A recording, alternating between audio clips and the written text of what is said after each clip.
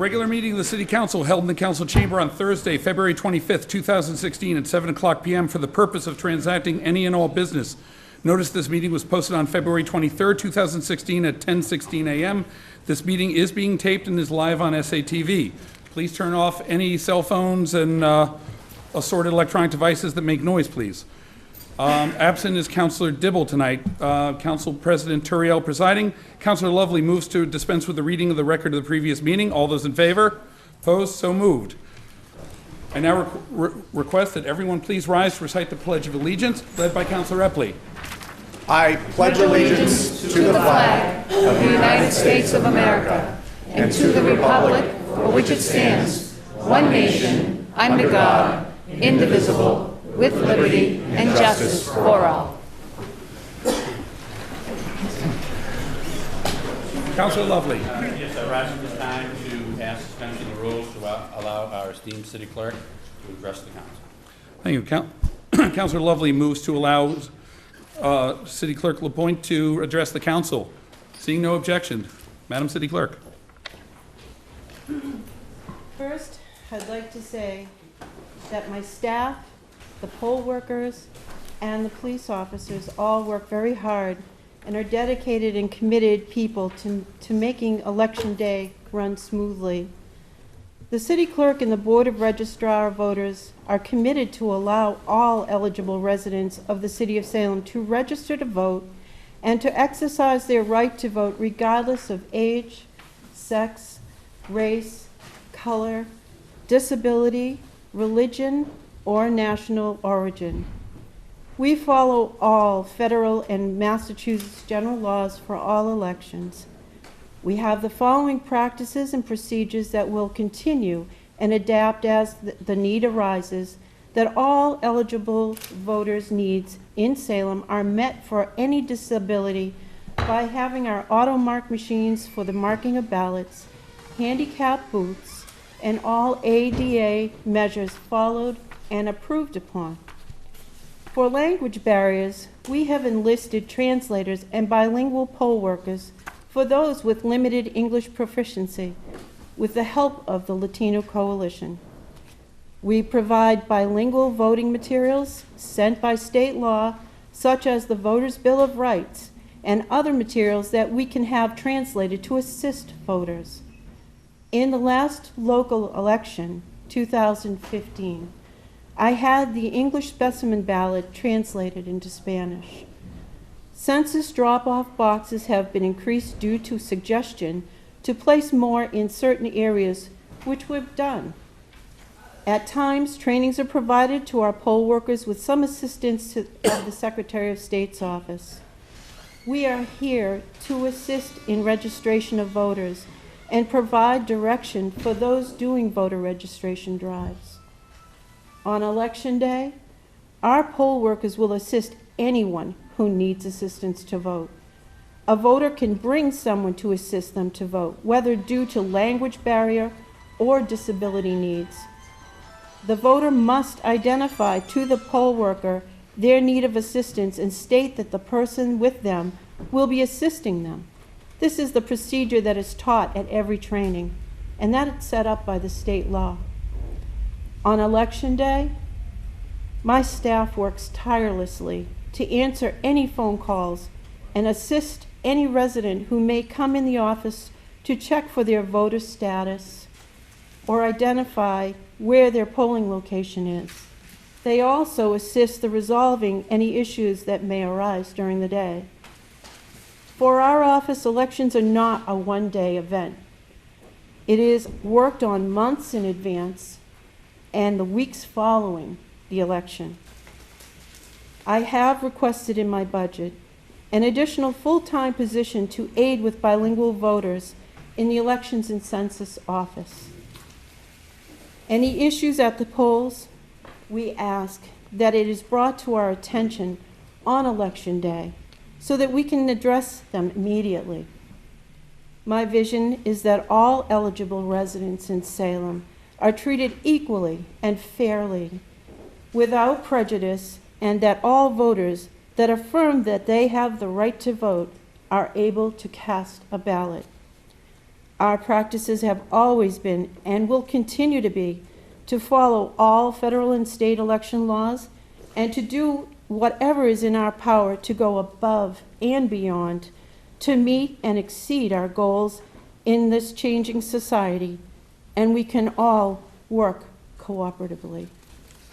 That's all I have to say. Thank you. Counselor Milo. Thank you, Mr. President. I'd like to ask a point of personal privilege. I've got some remarks I'd like to make. Yes. Proceed. Thank you very much, sir. You know, I've read all the same news articles that everybody in this chamber has read this week. And as I read these articles, I couldn't help but think about a time, I think it was just about 2 years, almost to the day, 2 years ago, when right in this chamber, this body, passed the non-discrimination ordinance. And I remember our esteemed late colleague, Joe O'Keefe, he sat right there in that chair where the city clerk sits today. And he sat there and he was beaming as members of the community, many of you in the room tonight came up and testified as to the importance of this non-discrimination ordinance in their lives. He was smiling. We were all happy because we knew what we were doing was good work and it was important work. The Salem's non-discrimination ordinance states actions that may deny or tend to deny to an individual equal access or opportunity in matters of housing, employment, education, municipal services, contracts, purchasing, or public accommodations on the basis of age, ancestry, color, disability, family status, gender identity or expression, military status, marital status, national origin, race, religion, sex, or sexual orientation are hereby prohibited. This is the Salem that I know. This is what we do. Members of this council, members of this body, we know. We all support equal voter access. It's clear from reading the newspaper articles that there are individuals who feel that they've been disenfranchised and discriminated against. It's also clear, especially based on what we just heard from our city clerk, that steps have been taken to prevent future issues from arising. We're all going in the right direction. Can we do better? We can always do better. I want everybody in this chamber and in the community to know that this council is aware of these issues that have been raised and that we're actively working to address them along with the city clerk. For those of you who don't know, my colleague David Epley from Ward 4 back in January brought an ordinance to have a discussion about equal access at the Salem polls. The order is in government services. Our chair, Heather Famico, has been working with our Latino liaison in the mayor's office to set up a time to have a public discussion. And I'm going to quote a piece of that order because it talks about accessibility of voters at the Salem polls, with particular attention paid to the elderly, voters with disabilities, and voters with any language barriers.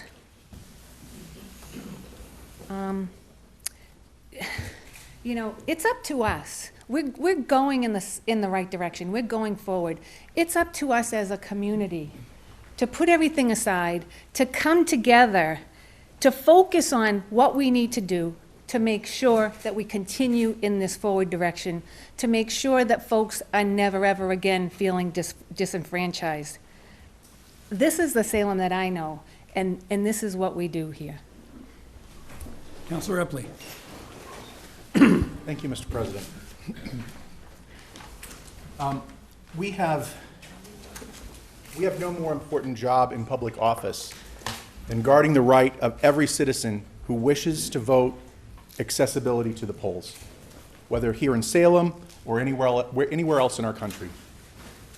The Memorandum of Understanding signed by Mayor Driscoll, Chief Butler, and the Latino Leadership Coalition is a wonderful, aspirational document that I share 100% support with. As my colleague mentioned, and I appreciate, I filed an order at the beginning of this term on January 14th of 2016 to have our city prepared to make our polls more accessible to the disabled, the elderly, and citizens with any language barriers. This is especially important with the advent of early voting that's taking place here in Massachusetts prior to the November general presidential election. It's the first time we've had that. That order is to be heard by the Government Services Committee, by our good chair, Councilor Formico, and that's going to be co-posted with the Committee of the Whole. So all of the city councilors will be welcome to that committee meeting, as well as the public. I became aware of the serious allegations made by the Latino Leadership Coalition for the first time back in October of 2015. I had hoped and I had requested that our then council president would schedule at least an informal meeting between himself, our city clerk, the Board of Registrars, and members of the Latino Leadership Coalition, all regarding the clerk or the Board of Registrars signing the proposed memorandum of understanding. For unknown reasons, that meeting was never scheduled by our then president. Frankly, this was part of my rationale in filing my order at the beginning of this term. I did not want this to remain unaddressed, but I wish to do so in a forward-looking, positive fashion. The MOU is such a forward-looking and positive document, and I do hope that our city clerk reconsiders and signs the MOU. I have had nothing myself but a positive and professional experience with our city clerk, Cheryl LaPointe. For all of my interactions with her, she has been very much by the book with this candidate and now office holder. And on a more personal note, she was instrumental in helping marshal together our very large public meeting last year on the opioid abuse scourge facing Salem and the North Shore. However, my personal experience, my positive experience aside, I'm only one person. I also am only one of 11 supervisors that our city clerk has. In that role, I should not and I cannot circle the wagons to defend the city clerk. That is not a city councilor's role. I must listen to the accusations very seriously and not dismiss them out of hand. Further, I also need to avoid making this a witch hunt on the city clerk. We should be pretty familiar here in Salem about avoiding witch hunts. Also, the hyperbolic name calling in the press and on social media has been very inappropriate and completely unfair. Comparing Salem to Flint, Michigan, or to Ferguson, Missouri, or to Selma, Alabama, is simply outrageous and maladroit in forwarding the cause of election access reform, which is what this should be about. Let me be clear. The only similarity between Salem and Selma is that they use the same 5 letters when you spell it. Even assuming the absolute worst of the allegations that have been made to date, Salem would certainly have problems, but nothing like using the unnecessarily incendiary terms like Flint, Ferguson, or Selma. No, instead, I believe I need to withhold my judgment, both on the allegations that have been made, letting them have a fair hearing, as well as the reputation and value of an otherwise lifelong committed public servant like Cheryl LaPointe. All of that is for our deliberative committee process and system to weigh and measure. Let's let the system do the job. Let's work deliberatively. Most importantly, let's ensure that every Salem citizen who wishes to vote gets to vote, facilitating as much access to the polls as humanly possible. And in Salem, we have a lot of possibility. Councilor Fury. Mr. President, I am sitting in Council O'Keefe's seat, the dean's seat. I am honored to be the dean of the City Council, having served 20 consecutive years.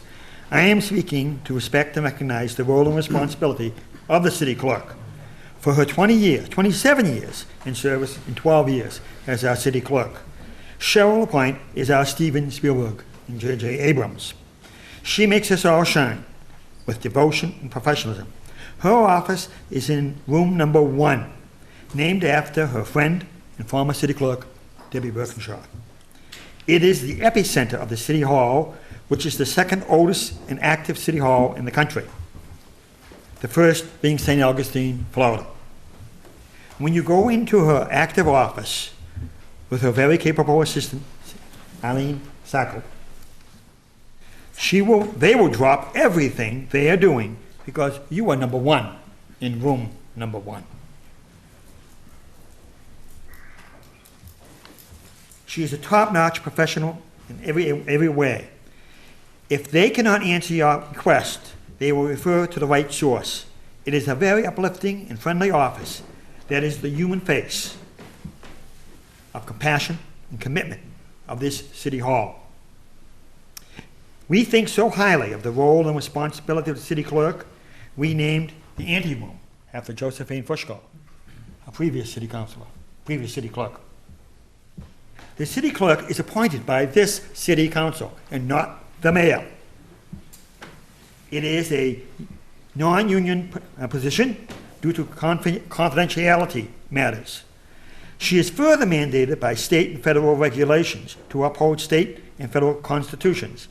I see the best in Salem and Cheryl and Eileen. She works passionately above and beyond the call of duty on nights, weekends, and at home. I have served for 32 consecutive years in elective office, 12 years in the school committee, and 20 years in this chamber. I truly believe that Cheryl is in a league of her own as one of the best, if not the best, in the state as a city clerk. Abraham Lincoln said, "You can please some of the people some of the time. You can't please all the people all of the time." It is not the brick mortar of the City Hall that we are residing in today. We are in today this brick and mortar chamber, the second oldest City Hall active in this country. It is the outstanding public servants that work for you and us to make this city very special. Cheryl is the go-to person for all of us in this room.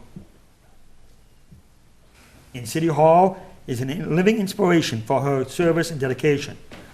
On a very personal note, if I may say, I was the only city councilor in this chamber to advocate for a new garage at Salem State University, which is in her backyard. And I have the honor, the deep honor, of sitting next to her. My honor, sitting next to her in the city council chambers. Her former city clerks would expect nothing less than what she's doing now from Cheryl. And we on this city council love her for being who she is in a league of her own. Cheryl, I love you. Thank you. Would any other councilors like to make any statements? Councilor McCarthy? Thank you, Mr. President. Briefly, I'm going to put a different spin on this.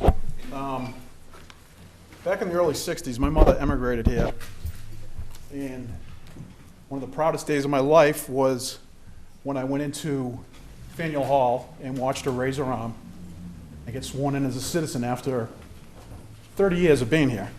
And I think I've never once asked her what it was like to vote for the first time. I'm going to ask her tomorrow. I've been waiting to ask her. She has voted in every election since. We don't agree politically sometimes, but that's okay. She's entitled to her opinion, and everyone is. And I think when you get to the heart of it, that's what it's about.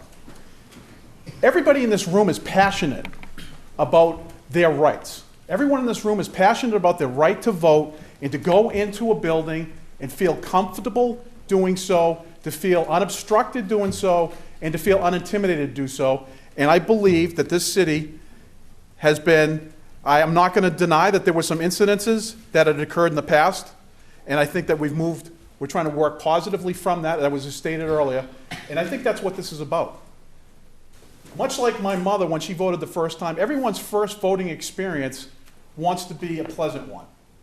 It wants to be, I hope that it was for my mother. I have no idea. I've purposely not asked her. It's one of those things that never came up.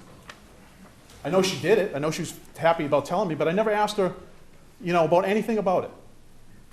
But I can honestly hope that anybody in this room that knows somebody that is going to register for the first time or has registered and that needs the help to vote, that we find that person to help to vote so that they can have a positive experience in doing so, because that's what the democracy is about. That's what, as it was alluded to, that's what Salem is about. I think it's I hope that the result of, what is going on and what has been said and what has transpired, that everyone is able to take a deep breath and take a step back and say, you know what? We're all trying to do the same thing. We're all trying to work to the same goal. We all want that experience the same way. We all want it for that first time or for that 100th time you go vote. We all want it to be, you want to go in and execute your democratic right to do so, and you should be able to do that fairly and unobstructed. And that's the way it should be, and that's the way I hope that everyone in this room works collaboratively to get us to that point. Any other councilors wish to address the chamber? No. Councilor Gerard. Thank you, Mr. President. As you know, one of my jobs, I work for two physicians who are appointed to the Harvard School of Public Health as well as the Harvard Medical School. These are two physicians that have dedicated their lives to and their research to racial and ethnic disparities in healthcare. These are also two physicians who also happen to be Black. I work with them and I have learned a great deal from them, but that doesn't mean that I understand what it means to be Black in this community. And I think that with this issue and everything that has come out, that what is so important to addressing this issue is understanding where people are coming from. When in my other job, when I work at the front desk of the Y, and people come in and they say that they speak Spanish and they need help, and I say in my best Spanish possible, lo siento, yo hablo un poquito español, pero yo puedo ayudar. That I'm sorry, I don't speak a lot of Spanish, but I can help you. And that's what starts the discussion, and then that's what's really important, is bridging that gap to resolving these issues. When you have people that refuse to help, this is where these things occur, and this is where we end up having these problems. And the right to vote is so important. Everyone who is registered to vote has that right to do so, unencumbered by any sort of discrimination. And that's what I hope is going to come out of all of this. Thank you. Councilor Sargent, did you wish to? Quickly, thank you. Thank you, Mr. President. I did hear of this issue last October, and I read some of the issues. I didn't consider them violations. I consider them things that needed to be improved upon. But after talking to the Board of Registrars, City Clerk, and everybody involved, poll workers, poll policemen, I felt like we're doing a good job in getting better. And I assigned 4 city councilors to be liaison to the Latino Leadership Coalition, Councilor Epley being one of them. And their job was to report to the coalition, attend their meetings when necessary, and find out their concerns. We usually put a liaison to, say, Council on Aging. We have 1 councilor as a liaison. So we're looking to see what was going on. I felt like we were following the law. I knew that I talked to the city clerk. She brought these issues to the Secretary of State. And even though the city clerk works for the city council, they answer to the Secretary of State when it comes time for elections. Now, if the Secretary of State found no violations, who was I as a city councilor to decide that we're having violations? Still, we wanted to get better. And I'd like to kind of go over an MOU versus an oath of office. An MOU is an agreement that was signed the other day. You can sign an MOU almost anything. But when you come in on swearing-in day and you raise your right hand and sometimes put your left hand on the Bible or whatever religion you happen to follow, you agree to follow all laws of the city, the state, the Constitution of the United States. Now, that's what Cheryl did when we swear her in. Her oath of office is way more restrictive than any memorandum of understanding, and she takes that seriously. And she's honest, hardworking, with the most integrity of almost any woman I've ever met. And I consider her a good friend, wife. She's like a sister, like my own mother. We call her our den mother. And for her to sign a memorandum of understanding that she's going to do the right thing, That would be like a mother signing a memorandum of understanding that they're going to be a good mother to their children. That should be understood. She's a good mother to this community, and I stand by her 100%. And she's always working to try and get better, and she always will. And we as a community will get better. But we're not going to get better by going head-to-head against each other. We're going to go together by working together. Okay? And there's sometimes ulterior motives. And I'm going to tell you right here and now, there's been a lot of pressure put on her. And some of it borders on workplace harassment. And I think that there's efforts to try and drive her out of her job. And it's wrong, and it shouldn't be done. And the Latino Leadership Coalition and the Latino people are good, decent people. And I don't believe that this issue should be used to beat this woman up. This issue should be used to have us to get better as a community working together, not working head-to-head. We're going to be one Salem now and one Salem forever, and we're going to keep getting better. Thank you. Councilor Fury.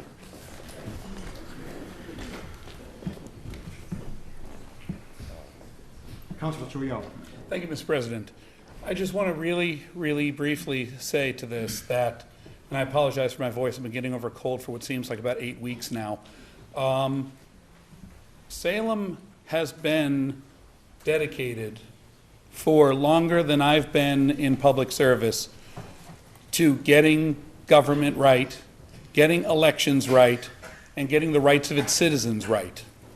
I've seen tremendous work towards that, and I won't deny, not even for a second, that things have gone wrong in elections here and there for decades into the past. Mistakes have been made with individual voters. I know of a couple of mistakes that have happened in the last several years. What I also know, far more importantly than that, is that we have a city clerk who takes anything that goes wrong personally. To her, there is pretty much nothing more important than defending the rights of Salem citizens and making sure that elections run smoothly. That's her sworn responsibility. She answers, as my colleague stated, she answers to authorities far higher than any in this city. She answers to directly to the Massachusetts Secretary of State, the highest authority there is in terms of election administration, in terms of any issues that there are. I know from having been a candidate in elections, from having volunteered in elections, from having worked for other candidates in elections, and seeing the work that she puts in during the course of an election process cycle, seeing the work that she puts in each day of it, seeing the work she puts in on election day tirelessly to try and deal with any problems that human beings at poll locations make for mistakes, working very hard to try and make sure that any mistakes she learns of are corrected and are not repeated, and trying to hire poll workers appropriately to make sure that the system runs the way it's supposed to, and the continuous improvement that we have had over recent years. Several years ago, I don't know exactly what year it was, the Ward 1 precincts were consolidated into a single polling area at Bentley School for the purpose of saving money. This wasn't an initiative that came from the city council or the city clerk. This wasn't something that we sought out to do. This was something that was necessary at the time because of budget issues to consolidate as many polling areas as possible. This was something that we knew was a problem, and we worked hard to try and address it. And a couple of years ago, my colleague Councilor McCarthy and I worked with the mayor, worked with the city clerk, and managed to get that changed back again and restore a polling area in Ward 1, Precinct 2. And what we did instead was we took the polling areas in my ward, Ward 5, and consolidated them to a single location in order to make it a wash financially for the city. But we wanted to try and increase access as best as possible for people. That's always been a goal in this city. That's something that we really want to see happen. We want people to come out and vote. We want them to come out and vote regularly. We want them to hand in their census. We don't want to ever have to check people in as voters who are not on the active list or voters who we've lost track of. We want everybody to show up, check in, have a smooth experience, take their ballot, and go be able to vote. That's as close to a sacred goal in this city and with this city clerk as we can possibly have. And I think that regardless of anything that's been stated about a memorandum, excuse me, or any of the media attention that's come to this, I think this is something that our city clerk is dedicated strongly and professionally to doing. And I thank her very much for it. And she has been a wonderful asset to me, to the city council, and to the city of Salem in my tenure thus far. And I look forward to continuing my association with her for as long as I'm doing this. Thank you. Councilor Famico. Thank you, Mr. President. As mentioned earlier, we do have the order within my Committee of Government Services. We are looking to schedule for mid-March. I hope that anyone here and more come to that meeting, and if you wish to speak at it, we'll make sure you get a chance to speak. It'll be a positive two-way dialogue, so if you have suggestions prior to that, let us know. Know that there are some things that we're limited what we can and cannot do due to state and federal law, but we will work through it. To have that discussion, if some people here came to one of my committee meetings a couple weeks ago and we went through, and I think we lasted about 2 hours on a committee meeting to talk about cell phone sites and a couple other issues. But that will be posted. I spoke with a couple members of the Latino Leadership Coalition earlier that if they'd like to have interpreters present for that, more than welcome to have it as well. I myself have lived in a couple countries where English was not always spoken around me. And to be able to go into an environment and have people interpreting, like I was in a hospital once and I had things interpreted for me that you really don't want to have to go through somebody else for. So imagine that, and now people coming to this country, and I can't even imagine going from some places to living here in Salem or the North Shore compared to different places. So I know that we can do a lot better. There are some improvements, but please let us know what you think could happen. You can find all of our email addresses on salem.com, or if you do citycouncilors@salem.com, we all do receive those as well. But I'm looking forward to continuing this conversation in a positive manner, and hopefully we can make it work for everyone. Thank you. Thank you. Any other councilors?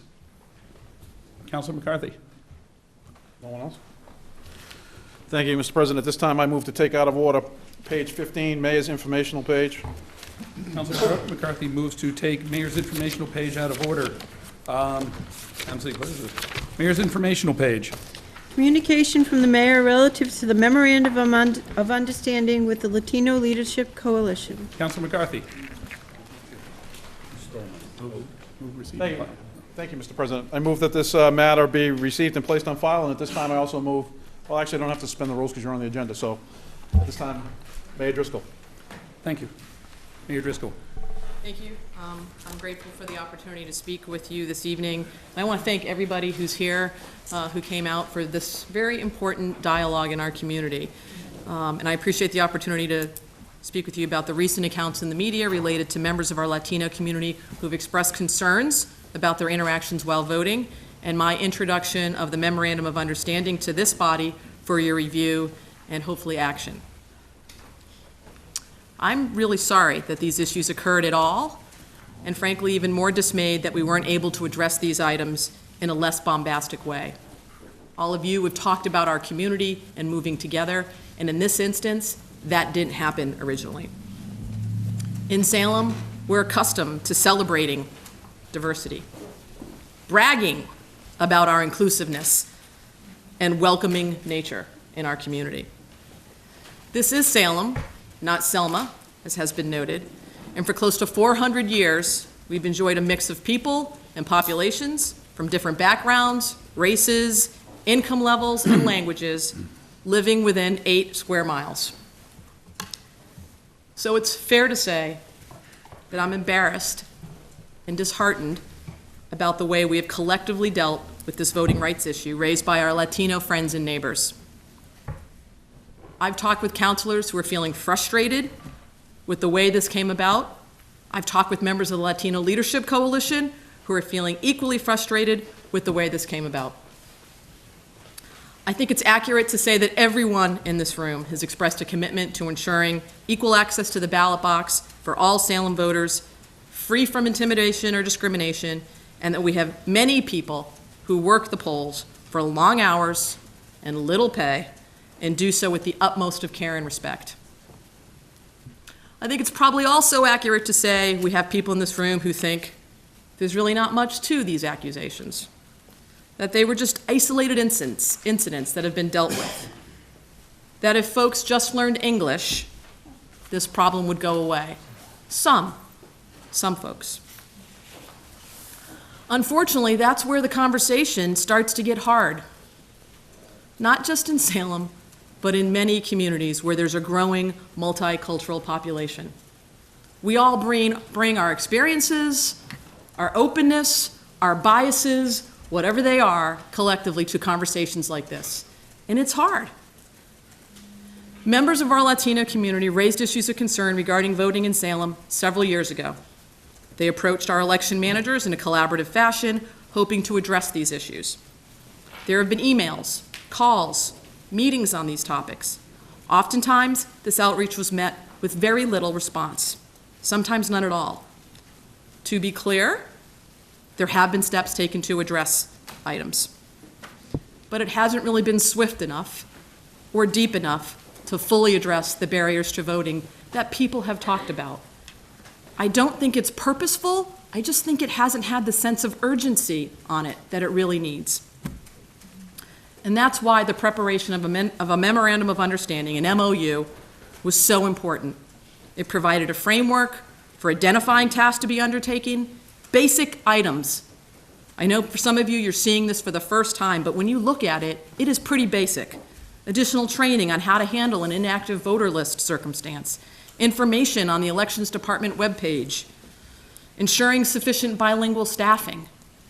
It also called on the Latino Leadership Coalition to do some things. This grassroots organization in the city working to increase civic engagement and participation among Salem's growing Latino population. They needed to undertake things. Hey, help us with recruiting bilingual staff and volunteers. Assist with census form distribution, and voter outreach efforts. It was a real partnership to get people to the table talking about how we work together, a word I've heard a lot in this chamber, to overcome obstacles. I know this document's only on your agenda, as I said today, officially introduced to you, but I really do encourage you to review it. I think you'll find it was meant to be a collaborative effort to improve voter outreach and participation and help break down barriers that Latino voters have been experiencing. Salem is a changing community. While our total population increased 2% from 2000 to 2010, our Latino population increased 42%. We have over 8,000 residents for whom English is a second language or who have limited English proficiency. I think that's what makes Salem livable. I wouldn't choose any other place to raise my family. And I'm so glad that my children are growing up in a world that has different colors, different backgrounds, different income levels, and we do celebrate that here. I think it's why people choose to live in Salem. But it also presents challenges to participation in local government, and not only at the ballot box. If you're a resident and have limited English proficiency, you can encounter obstacles with everything from paying a water bill to registering for a recreation program. The folks who teach our kids, protect our neighborhood, maintain our streets, or even those of us in this chamber elected to serve, we don't always reflect our growing multicultural population. This can hamper communication. It can limit participation. Add to that the fact that as people, we all do bring our own collection of bias and openness to every issue. If this was just about language, this would be easy to fix. It's about way more than language. So it can't come as a total surprise that we could indeed struggle with voters, with barriers to voting. It's not about the individuals. It's about us as collective, as a society. Yet, the Latino community has never been given the benefit of the doubt for the items that they raised. It's been a struggle to get the attention and action needed on these issues.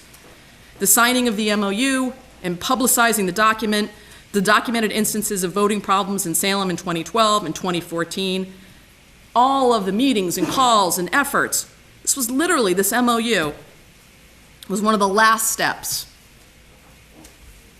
It came as a result of a Board of Registrars meeting in this room. Not as packed as this, but people came together and talked about their experiences at the polls. The Board of Registrars very thoughtfully responded, this can't be true. We can't allow this to happen. We want to work together to break down those barriers. This is great. It was a positive meeting. I think people came out of here encouraged, excited. The chief of police was here. I was here. Your former counselor, Counselor Legault, were here. It was a Board of Registrars meeting, not a council meeting.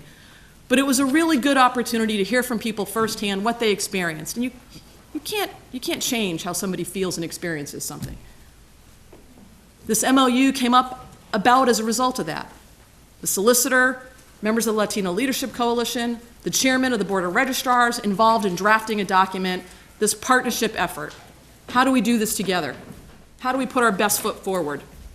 How do we recognize that we've had some challenges, but we want to work on it? The refusal by parties to sign that document after a litany of steps and actions, I'm going back years,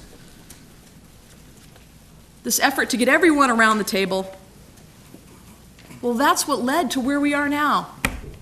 Because it really felt like, no, not now. We finally are moving forward. People were deflated, they were frustrated, and they were angry. So yeah, they did what people do when they're frustrated, angry, and deflated. They became a squeaky wheel. And that's how we ended up with headlines that are pretty lousy, that are very unusual for our community. It really felt like the last straw. I've said this before and I'll say it again. I think we're better than this. I think we can have hard conversations in Salem. I think we can talk to each other and relate to each other.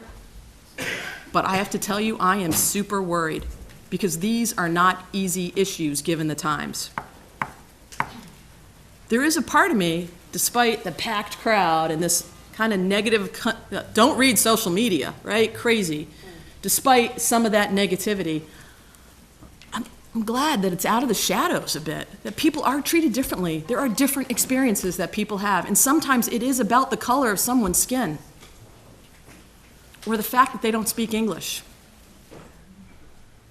I think this gives us an opportunity, collectively, every person in this room, those of us as elected officials, to move forward in a way that truly is inclusive and progressive. We hold ourselves out that way, but do we really act and put in place opportunities for that to be the case? So I'm hopeful that we don't have excuses, delays, or finger pointing. I'm hopeful we can all want the same outcomes. We all believe that no legal voter in Salem should be turned away or discouraged from casting their ballots because they speak Spanish. We all know that no legal voter should be asked for ID if they're on the active voter list. We know that no legal voter should be deprived of a provisional ballot if they're inactive or if their registration is uncertain, and no legal voter should be prevented from bringing in sample ballots in the language of their preference. On many of these actions, city officials have been responsive, and we've worked together with our Latino residents. On others, however, the collaboration is not taking place. I do believe we can and will do better, and we, as the elected leaders of this community, and frankly, all of the residents who are here, it is our collective responsibility. I think we do all share these goals, the counselors, the administration, and the clerk. But now we need to get there. The MOU was one path forward on one range of issues. And that may be the hardest step in terms of getting us over that hump, but I'm prepared collectively to work together to achieve that. And I think in our community, we punch out of our weight class in so many other areas, and I think we can do that on this as well. I will close, Counselor, with the notion that there are members of the Latino Leadership Coalition who have worked on this, who have signed up to speak, and I hope they can be called on next, because we've heard from a lot of folks, and I think it's important to hear from them. Thank you. Thank you, Mayor. Councilor D'Amico? That's a quick question for you, Mr. President. Yes. Do we currently have the MOU in Spanish, and can we have the Spanish and English version put it on the website? Of course. It is on the website under my communication to you, in the manner Do we that, have it in both languages already? it's just in English to you. I didn't send it to you in Spanish, but Do we'll you be, have it available if anyone here Yep. would like that? Fabulous. Yep. Thank you. absolutely. Hey, Councilor McCarthy? Thank you, Mr. President. I move that we return to the regular portion of the meeting on page 2, I believe, which would then be public testimony. Hey. Public testimony. We have 23 people signed up. So I ask if the We have 23 people signed up for public testimony. I ask that, and I will address everybody in the order we have here. I just ask that people be reasonably concise. I was hoping the members of the Latino Leadership Coalition, who I believe have signed up. They are signed up, so they're in here. They're within this. The first person that we have signed up is Mickey Northcutt. Mickey's Here? not here. He's not here. Not present. But I also sign up. Oh, if you want to sign up, if you want to speak in his place, and sure.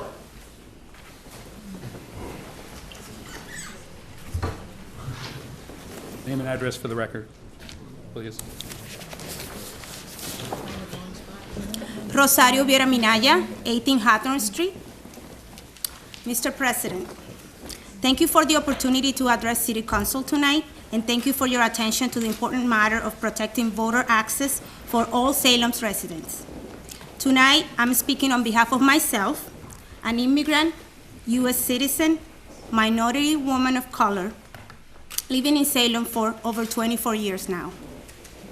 I'm also speaking on behalf of North Shore CDC, an organization for which I have been a volunteer, board member, and currently I hold the position of Chief Program Officer. Also, speaking on behalf of North Shore CDC's CEO, Mickey Northcutt, who couldn't be here tonight. He's teaching a class in Boston University, but he shares with me the same sentiment that I'm gonna share tonight. Most importantly, I'm speaking on behalf of Salem's Latino community. We understand the very idea that there is an ingrained history of discriminatory election practices in Salem may come as a surprise to many people.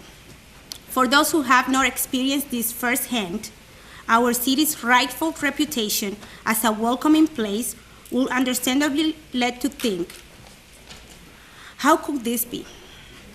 We understand that perspective, but are speaking and asking you and everyone in our community to please try to understand the perspective of many members of the Latino community and otherwise who have had the deeply unfortunate experience of facing intimidation and a violation of their fundamental rights as a U.S. citizens when attempting to vote in this city, our city.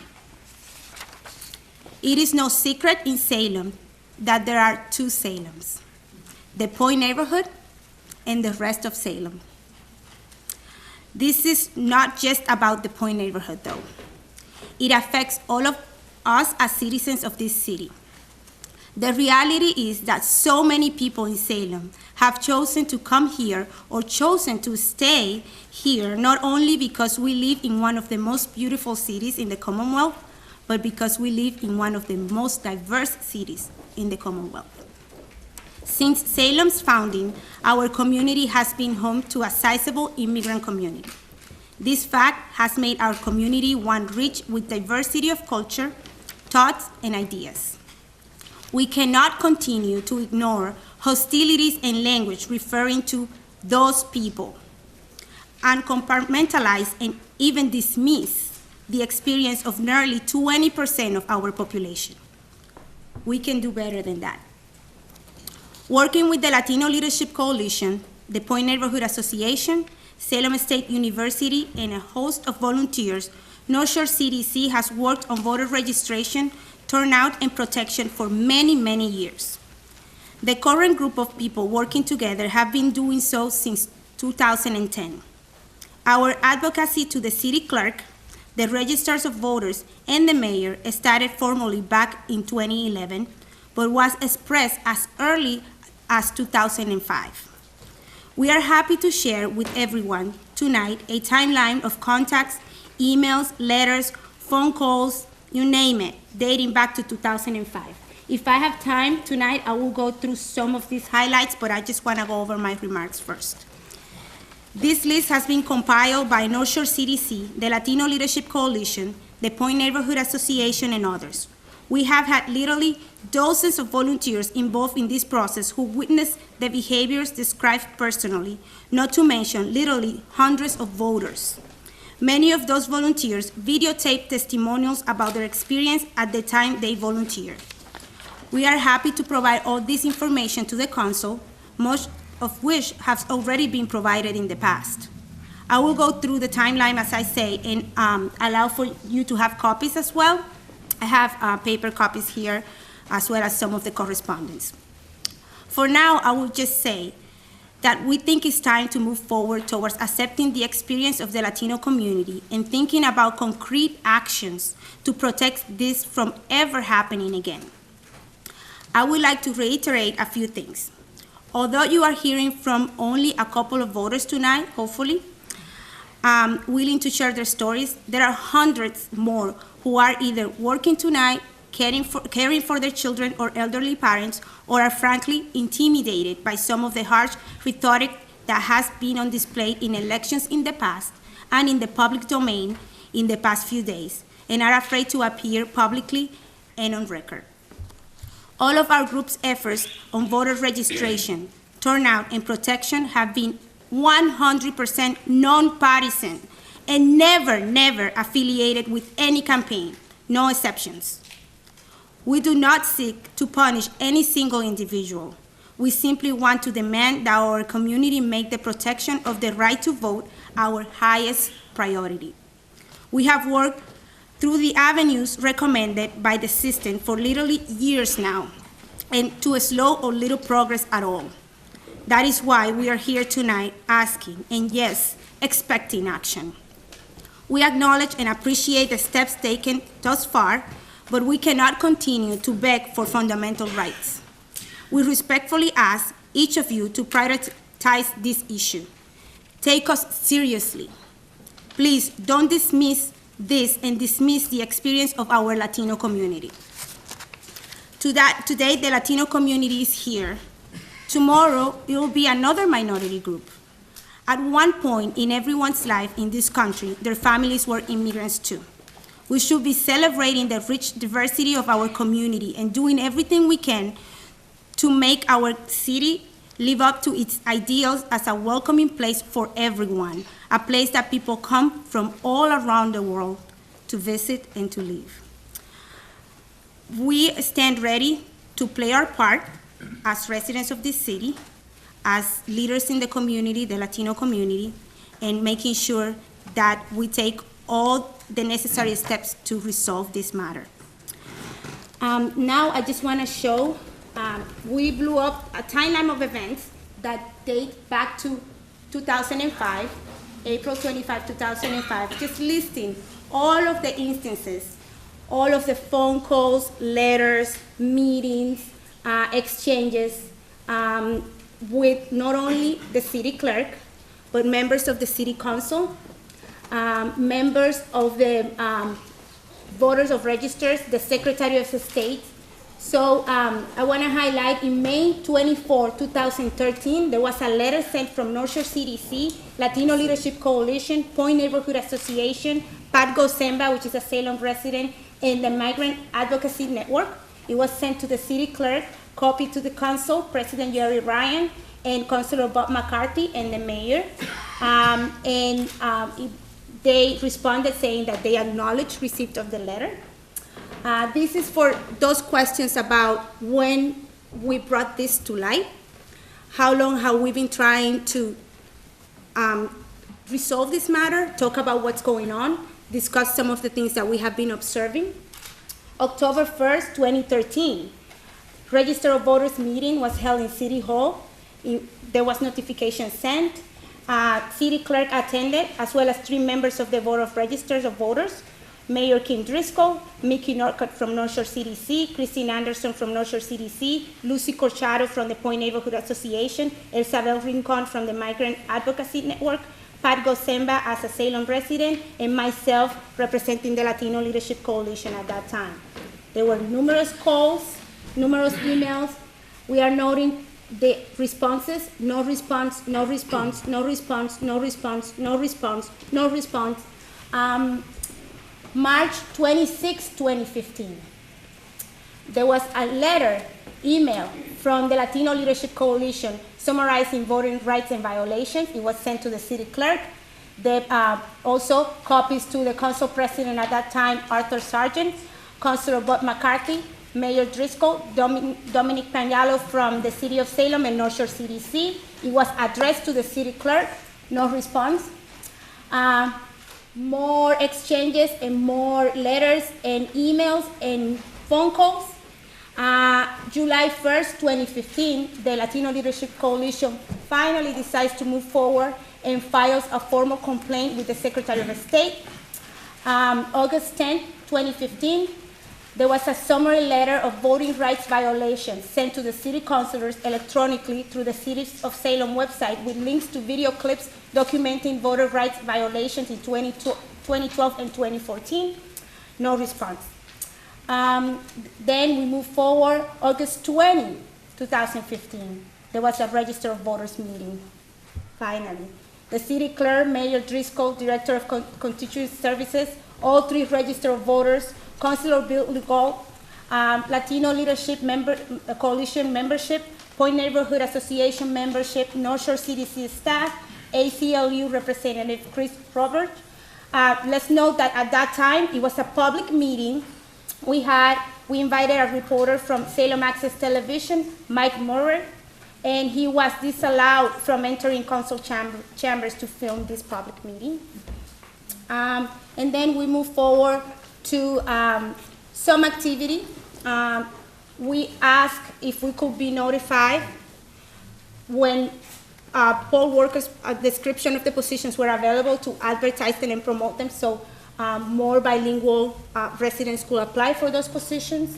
Omar Longas from the Latino Leadership Coalition asked the clerk about a poll worker training previously promised during August 2015 meeting. He learns they are taking place that day. No notice was given to the Latino Leadership Coalition or others. Bilingual trainings were promised for a different day. Then there was an email from the Latino Leadership Coalition to the clerk identifying 5 additional volunteers requesting training for them.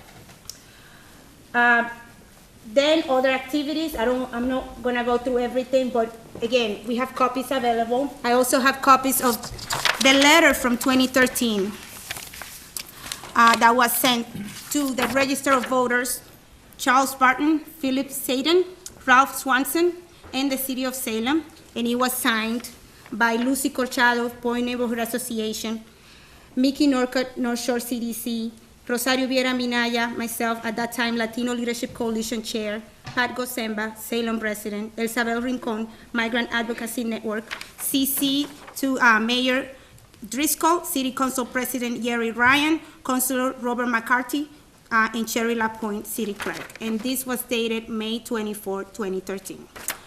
I also have records of the logs that were taken during observations at the polls.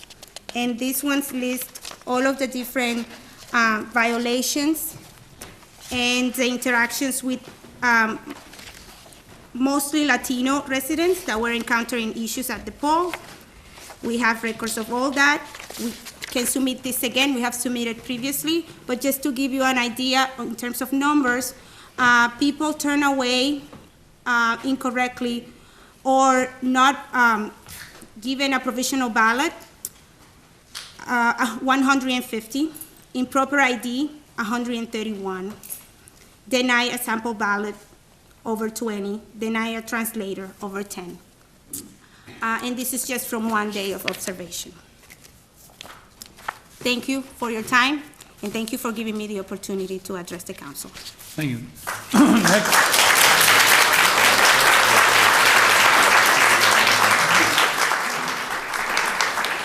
Person signed up to speak is John Boris. John here. Mr. President, Counsel. can I make a point of parliamentary inquiry? I realize that there's a lot of emotion but this, I'm just asking the council president, can we avoid applause of anyone who's speaking just for the simple purpose of this is not a rally, this is a deliberative body. So if we could do that, that would be great. Now, also to clarify that in public testimony is provided by members of the public. However, the city council does not by rule respond to public comment. We take these matters under advisement, and these will, if there are issues brought up that we need to take as a body, we put them into later agendas or later meetings as well, but just to make everybody aware of that. So Mr. Boris is not here. So the next person signed up is Keisha De Leon.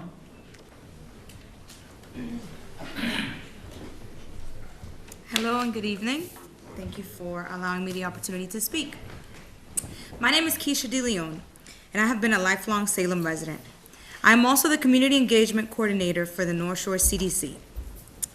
It is with great disappointment that I stand before you today. It is my experience as a community organizer. I've been able to meet the residents that we call our neighbors. People who work hard to earn a living, who rise early for their endeavors, and who give their best efforts to create a better life for themselves and their families. Unfortunately, this population of people faces a series of obstacles that a natural-born American does not face. The people and population I speak of is the immigrant community, who in our city happen to be primarily Hispanic or Latino, valuable members of our society who are often overlooked and discriminated. As I read the reactions of members of our community in recent Salem news articles, I was disappointed to see that as a society, there is still so much left to work on. One gentleman said, "They come here and demand that we speak their language. Not that they learn our language in our country, they want us to learn their language." Which merits the question, since when does knowing the language been a basis for proper voting practices and basic decency at the polls? This man's sentiment communicated one thing loud and clear: the fact that there is an us and them mentality at work, and that the us and our that he references in his statement does not include the Hispanic population he was talking about. As a natural-born American, a community organizer, and a Hispanic woman in the 21st century, I implore you to revisit the Memorandum of Understanding. Read it through the eyes of someone who's been intimidated into forfeiting their right to vote.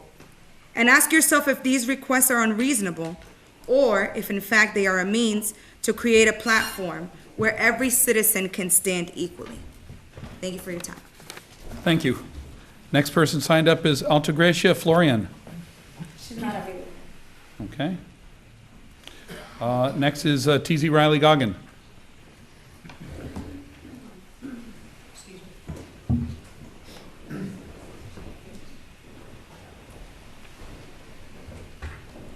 T.C. Riley Goggin, 9 Wisteria Street. And I sit here right now, and I've listened to what has been said. And I'm not quite sure exactly how my entire system is going to understand. First of all, a meeting of this type, it should not be necessary. It should not be necessary. I stand here in support of our city clerk, Cheryl, and her assistant, Eileen. I appreciate all the people before me. But the other thing, too, there's another side to every single story. I grew up in not a diverse area here in Salem. I grew up what we called, and when they first started, a melting pot. And the melting pot, that's exactly what it was. We were not diverse. We had neighborhoods. There was the Polish neighborhood, there was the French neighborhood, there was the Irish neighborhood. But we didn't go around saying, aha, today we're going to the Irish neighborhood, today we're going to the French neighborhood. We were all part of the city of Salem. And this is what I hope for. I think really and truly what's going on is that our Hispanic families and our Hispanic people here in this city, that we're really and truly not applauding them enough. I think that they have the wherewithal to take and pull themselves up by their bootstraps. They're asking for some help, but I also think what happened to the polling places was not one of breaking of rules and regulations. I think it was one of translation back and forth that was misinterpreted. I really think it was a part of a language barrier, which I hope should not exist on and on and on. That is something that we have to work harder. And what someone who just said, we come into this country and they expect us to speak their language. It is not our country. It is not our language. It belongs to you. We are Americans, and that is the one thing that we have to continue to remember. I ask you all right now. We don't want reverse discrimination. We don't want any discrimination. We don't need to have a place for no hate, a committee for that. The mayor said at one time at a couple of the different meetings, the buck stops here. We don't want the buck to stop just with the mayor. We want to be part of everything that goes on here. And that means everybody, all neighborhoods, not diverse neighborhoods, all neighborhoods. Thank you. Thank you. Next, we have Anna Nuncio.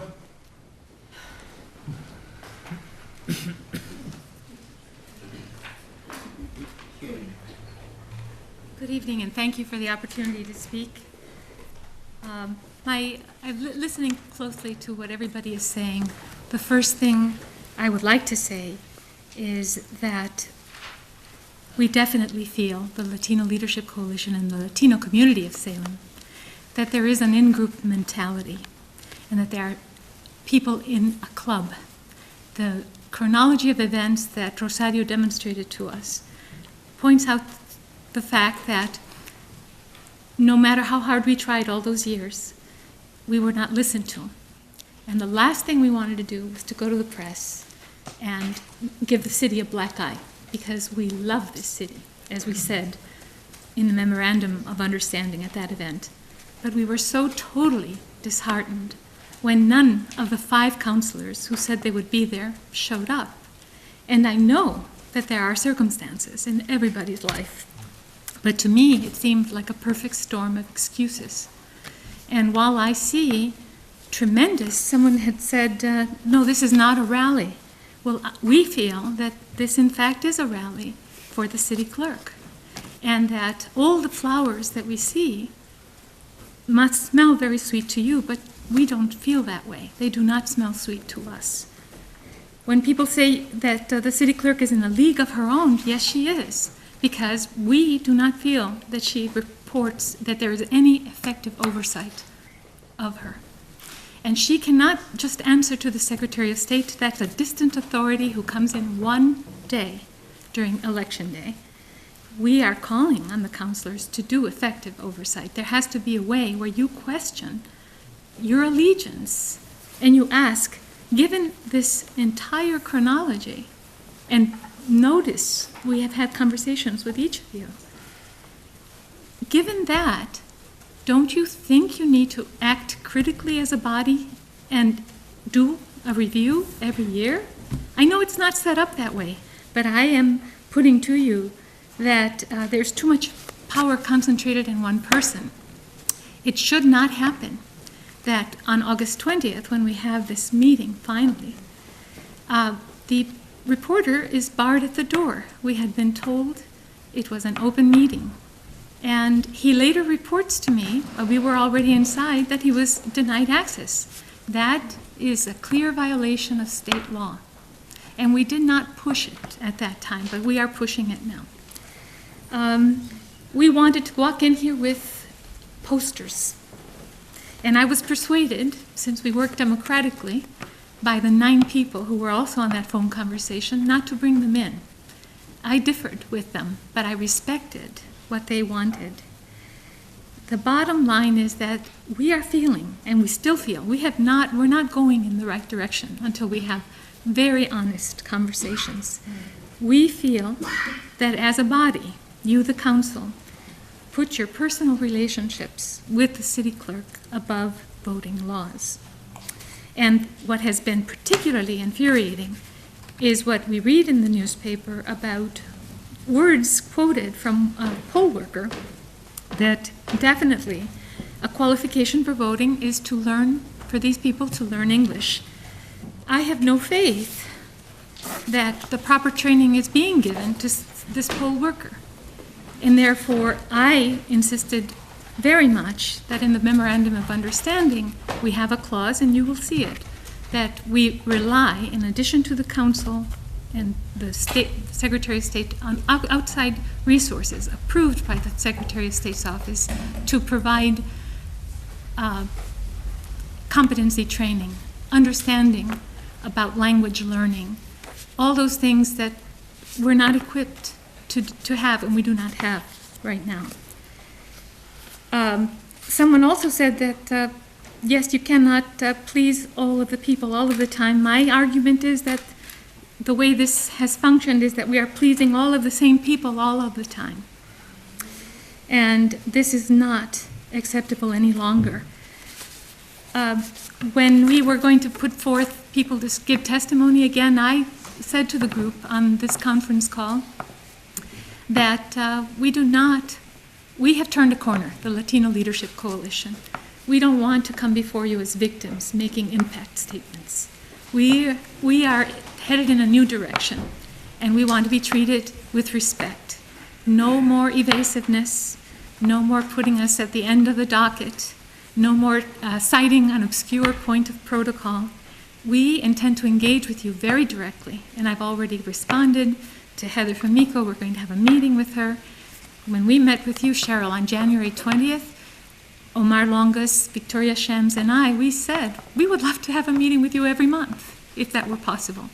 And none of the things that you say that you have done now came about without argument, without pushing. And I suppose that's part of the way this democracy works. So we want to work collaboratively, but the dynamic has changed. We are no longer victims. We are partners, and we will not be treated with disrespect. Thank you. Next person we have is Marcia Kirkpatrick.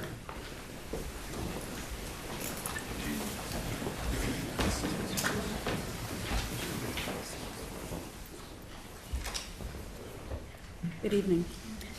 Thank you for letting me speak, all of the council, and for listening to me, the community.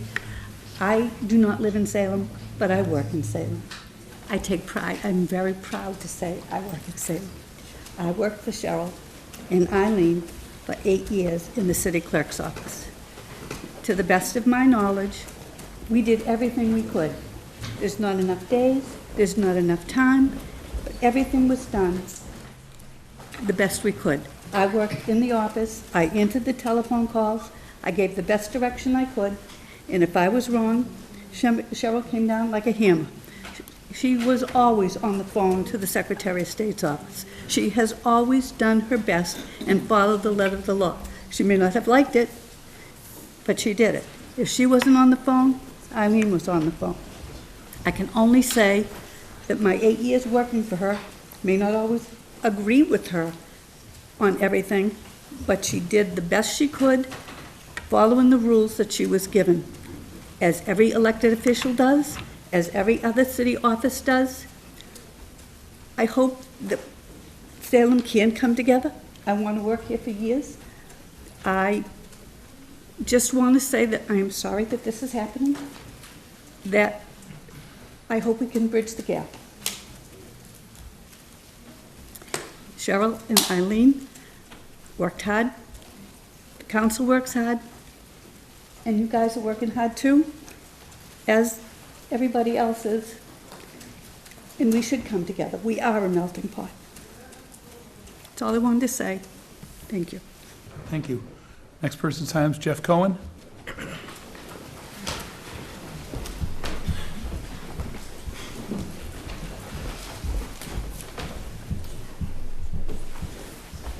Jeff Cohen, 12 Hancock Street, Salem. Mr. President, city councilors, clerk, mayor, and especially everyone who's representing their community. 2 years ago, I spoke on behalf of testimony for the non-discrimination ordinance representing victims. Today, I stand as the chair of the No Place for Hate Committee, speaking on behalf of our committee. As part of our mission, we seek to protect the promise of equal justice and civil rights for all members of our community. Sometimes we need to be comfortable having uncomfortable conversations, and this is one of those times. A mentor of mine in college taught me that if you teach two sides to every story, you're still teaching your side with prejudice. He used to tell us there's not two sides to every story, there's one side, and that's the right side. And that's the side of the city.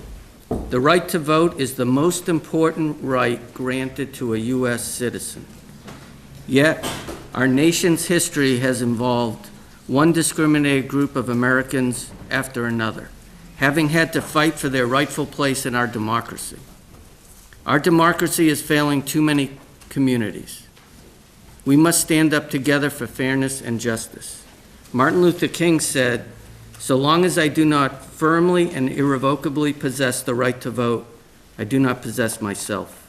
I cannot make up my mind, it's made up for me. I cannot live as a democratic citizen observing the laws that I've helped to enact. I can only submit to the edict of others." Too many of us take the right to vote for granted. For some, such as immigrants and others who may not feel they have the same access, it can actually validate their citizenry. Communities who have been traditionally underrepresented in the democratic process often face significant barriers to voting, both discriminatory and sometimes inadvertent. Salem is a no place for hate committee. I wish we didn't need one, but we do. And our committee is dedicated to promoting acceptance of diversity and combating discrimination. Although some may not see or realize an issue exists, that a community within our city feels disenfranchised and some of its members discouraged about voting makes it imperative that we recognize and address it. In the past, the clerk and her office have been capable and competent, and elections have run smoothly in many polling places. I've been a poll checker many times, but this has not always been the case with regard to our Latino population. Although the clerk has instituted specific measures and procedures to correct situations that have led to violations, the interaction with the Latino community has sometimes been tense, and there's a lot more to be done, both in action and communication. All in Salem must feel encouraged to vote, because this may be an issue with Latinos today, but perhaps Muslim refugees tomorrow, the homeless, any of us. We encourage you as City Council and the clerk to support and implement the MOU. We must learn from what has transpired and involve more in the process. This isn't just about the clerk and her office, but the City Council, as the clerk reports to, is appointed by, and the Board of Registrars. It is imperative that the council and board sets guidelines, consistent monitoring, and expectations to ensure that the problems people have had voting are part of our past. Mr. President, on behalf of Salem's No Place for Hate Committee, I'm extending an invitation for Cheryl, City Clerk, to come speak at one of our monthly No Place for Hate meetings. We can potentially be a resource you can count on, and I believe she will feel that she has a fair and open audience with the committee and the community. Our meetings are open to the public, and our mission is to provide support and education on diversity issues. Together, we're better. Thank you. Thank you, Mr. Cohen. Next, Polly Wilbert.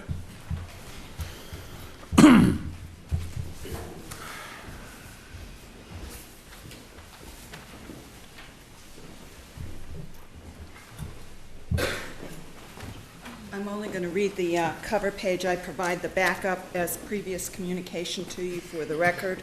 My name is Polly Wilbert. I live at 7 Cedar Street. I stand here in support of minority access to voting and, equally as important, access to the process of government in Salem. In the weeks ahead, this government body will be asked to review and approve a zoning change for the Point neighborhood. Because residents of that neighborhood are here tonight, I want to take this opportunity to make a statement of concern about the proposed 40R smart growth zoning change that will have a second public hearing next month, followed by review for approval by the City Council. Residents of the Point have raised the issue of the deficit of English in the Point neighborhood as it impacts its residents' engagement with government. I submit to you that there are some who will take advantage of this language deficit and the fact that many Point residents are not homeowners and may not understand how this zoning change could be of importance to them as renters. This 40R zoning change would make the Point, already Salem's densest residential neighborhood, even more dense, and through special accommodations for developers would create rapid permitting beyond what now takes place, inevitably limiting input by neighborhood residents. I believe that this zoning would be a sweetheart deal for developers and a tool to solve Boston's housing problem.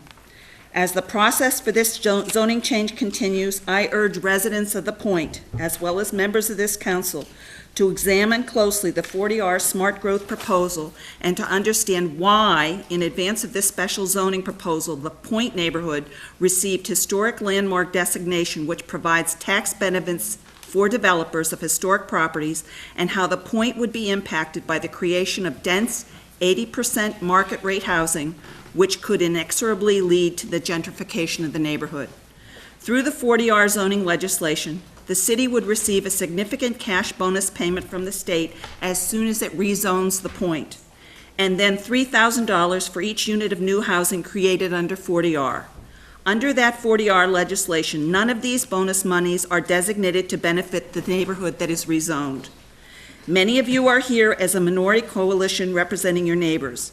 I submit to you that this 40R zoning has the potential to significantly change your neighborhood. Do your own research. Understand well what those disadvantages could be and the changes that could be from it. Already you are at a significant disadvantage because only a handful of the Point's residents attended the first public hearing of only two hearings on this issue to rezone your neighborhood, which was held last December 1st at the Salem Charter Academy in the Chitlin Park. I urge you to consider this. Who benefits from 40R? Why was your neighborhood chosen for this rezoning and change? Please learn about this issue and attend the final public hearing on this zoning when it is held in March. Thank you. Next, Pat Curtin.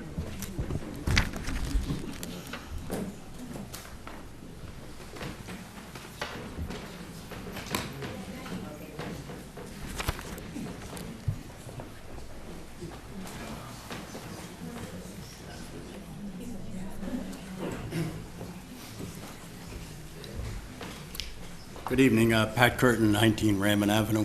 I come here tonight and I'm a little saddened by what is going on in the city and the occurrences that have brought us to this point. Unfortunately, we're here and I think we need to resolve this issue. I've known Cheryl for many, many years and have dealt with her not only personally but also through my association with the Park and Recreation Commission. I've never found to be an individual that be more competent, more cooperative, and more helpful. And as the City Council, the appointing authority knows, Cheryl is a 24/7 person. She's there for everybody in the city, and the last thing on earth that she would ever do would discriminate against anybody.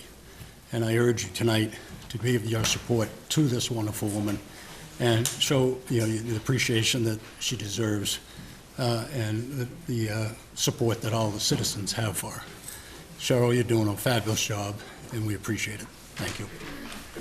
Next, we have Yeleni Yanoa. Right here. Yep, pass, okay. Thank you. Next person signed up, Stephen Pinto.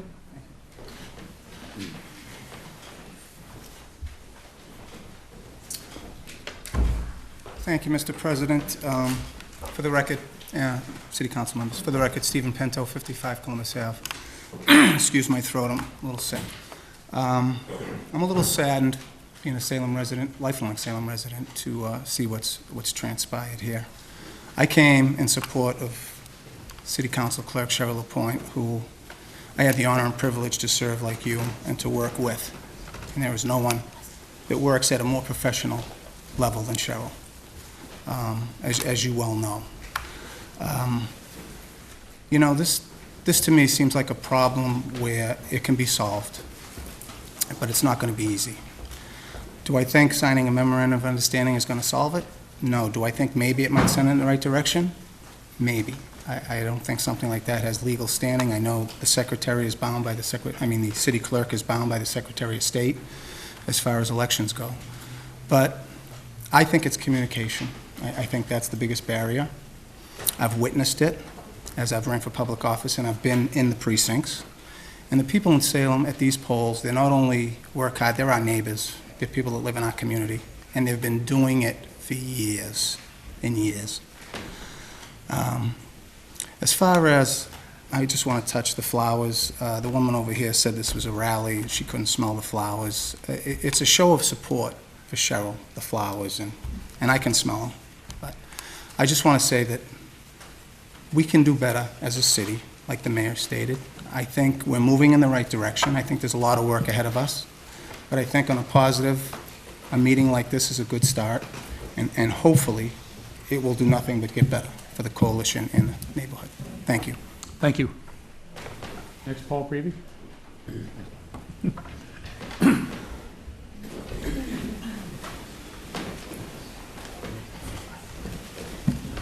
Thank you, Mr. President, members of the council. My name is Paul Prevey. I live at 5 Freeman Road in Salem, and I'm actually the former Ward 6 councilor.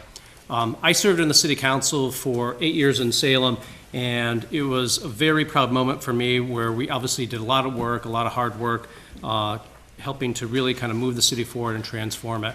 And one of the key players in that entire thing was Cheryl LaPointe.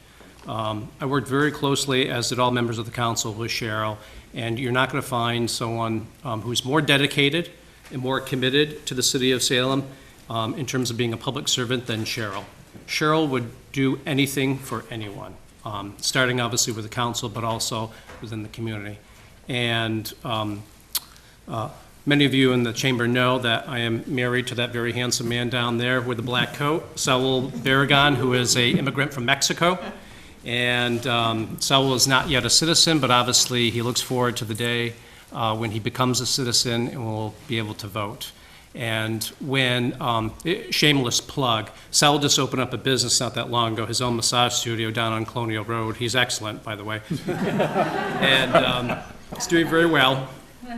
But he obviously needed to get his permits in order, his license and everything else. And so I told him, go down and talk to Cheryl. Cheryl bent over backwards, showed him how to do everything. She held his hand essentially to show him exactly what the process is, because obviously English is not his first language, and he's up and running, and we certainly owe Cheryl a debt of gratitude for that. And I know when I was on the city council, every election brings its own little snafus, its own little problems that kind of come up. I remember even Ward 6, we had some issues or whatever, and Cheryl was always there to resolve it. She diagnosed the problem, she jumped in, she tried to assess what the resources that were needed, that needed to be applied to correct it so it didn't happen again. And I know that's the way that she works. She takes her job very seriously, and she takes her oversight and her responsibility in overseeing the elections throughout the city very seriously as well. Little funny story. I remember one time when I was up for re-election, and as all those of us that have been on the ballot before know, it's a long day during election day because you're there for 13 hours. And a lot of times you're just kind of standing around chit-chatting with people. And so I kind of wandered into the Mack Park polling place. And I was there and I was chatting with some of the poll workers that I know, and it was ha-ha, hee-hee. And then Cheryl comes walking and said, "Oh, Cheryl, how you doing?" And then she looked at me and said, "Get out of here, you're not supposed to be here." Because I was the candidate. I was like, whoa, there was like a side I didn't see to her because I shouldn't have been there as a candidate, being in there talking to poll workers. And that was my violation, and Cheryl called me out on that. It's interesting to hear from the mayor about the increase in terms of the Latino population jumping up to 44% over a few years, it seemed. And that is truly tremendous in terms of a spike in population for the city of Salem. And I think one of the issues that, and some people have touched upon it, that we really have to kind of address is when you have such a jump like that, it's hard to kind of adjust if you've been doing things the same way over and over again a lot of times over the years. And it really takes a lot of resources for that to happen. And we all know as city councilors, those of us that have had conversations, and I've had many conversations with Cheryl in the past about how limited budget resources are, how her staffing is limited, how her resources are limited in terms of on election day. And I would actually challenge kind of the mayor to make sure that, going forward, that Cheryl in her budget, she has the resources and she has the staff to make sure that all the needs of the community for voting, no matter what part they are in the city of Salem, are met. So any type of challenges that come up during the election time are met, and Cheryl has the resources and the backing of the entire city. Because like everyone else, it just saddens me to hear that folks feel like they were discriminated against. And discrimination doesn't have to be something that is actually proven, like some type of fact thing. Discrimination a lot of times is just how it's perceived by the person themselves. And if that's what it all amounts to, that's certainly in itself a violation. I think that people feel like it needs to be addressed. And so I support Cheryl, and I support Cheryl in all her efforts to kind of move forward and do what she feels she has to do. With the support of the council, with the support of the Secretary of State's office, and the entire city. Thank you. Thank you. Next person signed up, Pam Lombardini.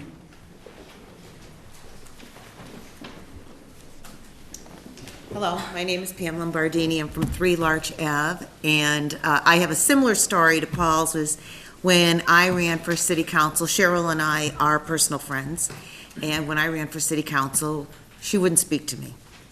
She was against that. She didn't want to show any preference. So we had a long hiatus until we were actually able to speak again. What I want to speak to is a little different than what has been discussed here. I understand the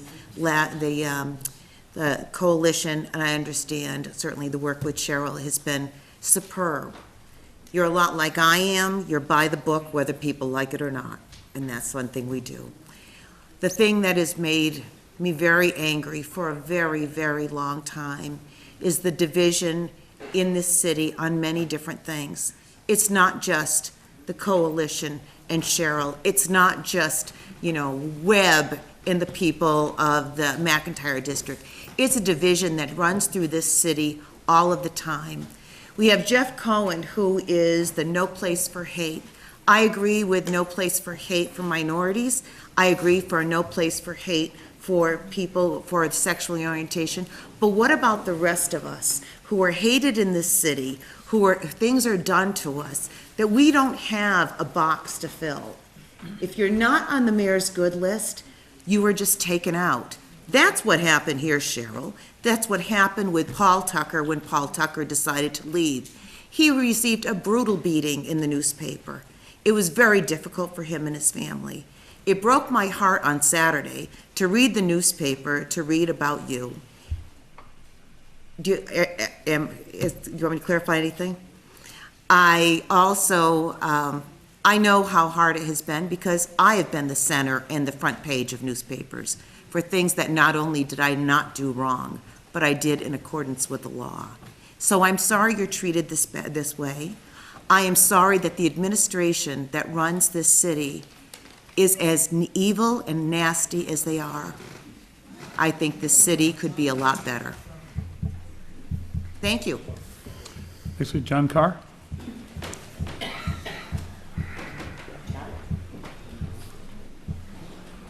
Well, John Carr, 7 River Street. First of all, I join with all of you in my appreciation and my respect for the absolutely magnificent job that Cheryl LaPointe has done in my experience for as long as she has been a city clerk. Having said that, I would like to actually underscore what I think is the good news. I don't think there is, and let me just say this. There have been very few times when I've agreed with Council President Terrell or Mr. Epley, but I couldn't be more proud of them for their remarks, very balanced remarks. And there have been very few opportunities that I have, occasions when I've agreed with the mayor, but I also applaud her in several, but not all respects. The good news, as I see it, is that no one in this room disagrees with any of the fundamentals. We as a city are committed to equal opportunity, to treating people absolutely the same, to treating people with respect. No one wants to treat people as victims, and I feel very badly if for a second you or anyone else perceives that, because there's someone else, I think Paul Prevey mentioned, that perception has a way of becoming a reality. We all want to come together as a city. We want this to be a healing process. And yes, it's all well and good to have committees like No Place to Hate or whatever, but you know, we also have to be eternally vigilant that it doesn't become a matter of sloganeering. It's got to be genuine. Now, does this mean we are perfect? Hell no. Who is? Which individual, which institution is? Now, I can't speak to the specific complaints going back to 2005. But I have to say this, there are procedures in place and there are institutions to handle those complaints. And one of my favorite quotes is, all generalizations are bad, even this one. I heard that there was a complaint to the Secretary of State. I haven't heard what the disposition of that complaint was. But I can absolutely say this, and that is, knowing our city clerk as we do, that any mistakes that were made were not intentional, were not systemic, and as we heard about them, I have no doubt that we as a city would do everything in our power to correct them on a one-by-one basis. One of the areas where I agree with the mayor's remarks tonight is I abhor how this has been handled. I think the headlines that have appeared in the paper have been absolutely as regrettable can be. No, I'm sorry. Whatever the specifics complaints may have been, Salem is not Ferguson, Missouri. Salem is not Flint, Michigan. Salem is not Selma, Alabama, or my favorite, Salem is like like Mississippi in the 50s. No, never was, never will be. Everyone in this room, I don't care who you are, Latino, Hispanic, black, white, or every other shade in between, no one wants to treat people unfairly or unequally. And whoever, one or more people, who made those statements, shame on them. And I think they owe this city an abject apology. Shame on them. And also anyone who has used the racial card or to stir the political pot for political gain, again, shame on them.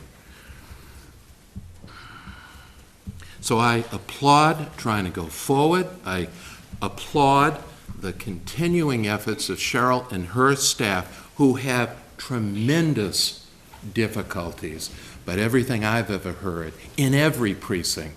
And I will underscore something that Paul Prevey said, and that is, last November, when I went in to vote at my polling place on St. Peter Street, I had a political button on.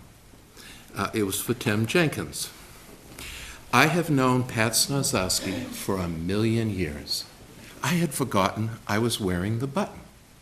I went in to collect my ballot with my wife, and she made a beeline for me and said, "You take that button off," and I did. And that's the kind of thing.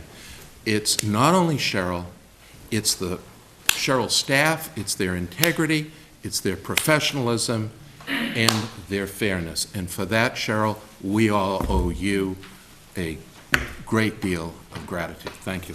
Thank you. Next for sign up is Alex Mitchell, hyphen, and it starts with M, but I couldn't read the last name. Munivar. Munivar, thank you. Thank you.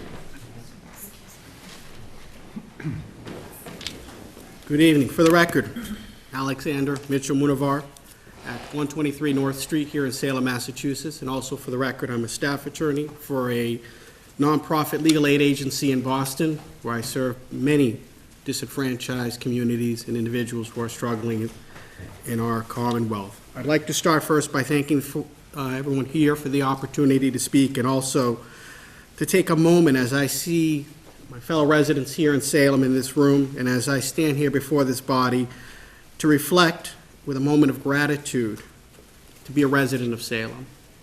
And I say that because what it tells me and what I've seen over the past, particularly after having conversations with the city solicitor, is that Salem truly is a place that leads the way.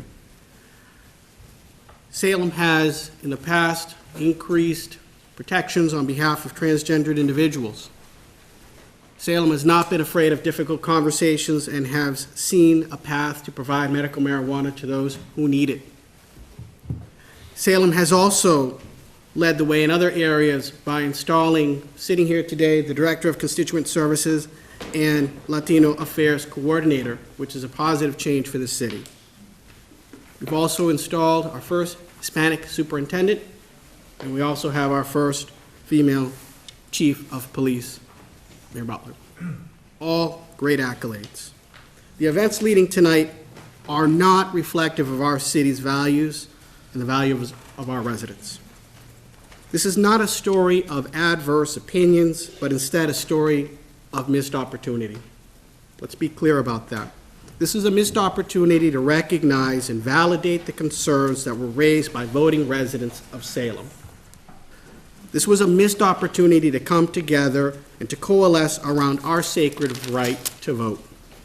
But most disappointing, this was a missed opportunity to come together in partnership and work jointly to improve our city by ensuring voter rights for all. In all of the he said, she said conversation that we've had here tonight and in the news media, it's been a point that's been missed in all of these discussions.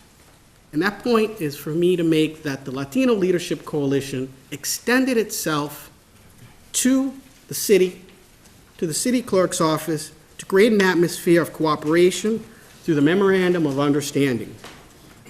And our feeling is that that extension was rejected. Despite what others think in this room, this is not an indictment of the city clerk, who I respect. But when our offer for a partnership on this issue was rejected by the failure to endorse and sign the Memorandum of Understanding, it was truly felt like an indictment against the issues that were raised by the Latino voting residents of this city. The more conversation there is tonight in defense of the city clerk, the more we disempower our voting citizens. The more conversation we have with regard to whether the clerk took actions that were consistent with law, the more we overlook the issue. We do not need to find that the city's clerk's action was wrong in order to validate the feelings that were being raised by the Latino voters here tonight. They are separate and apart.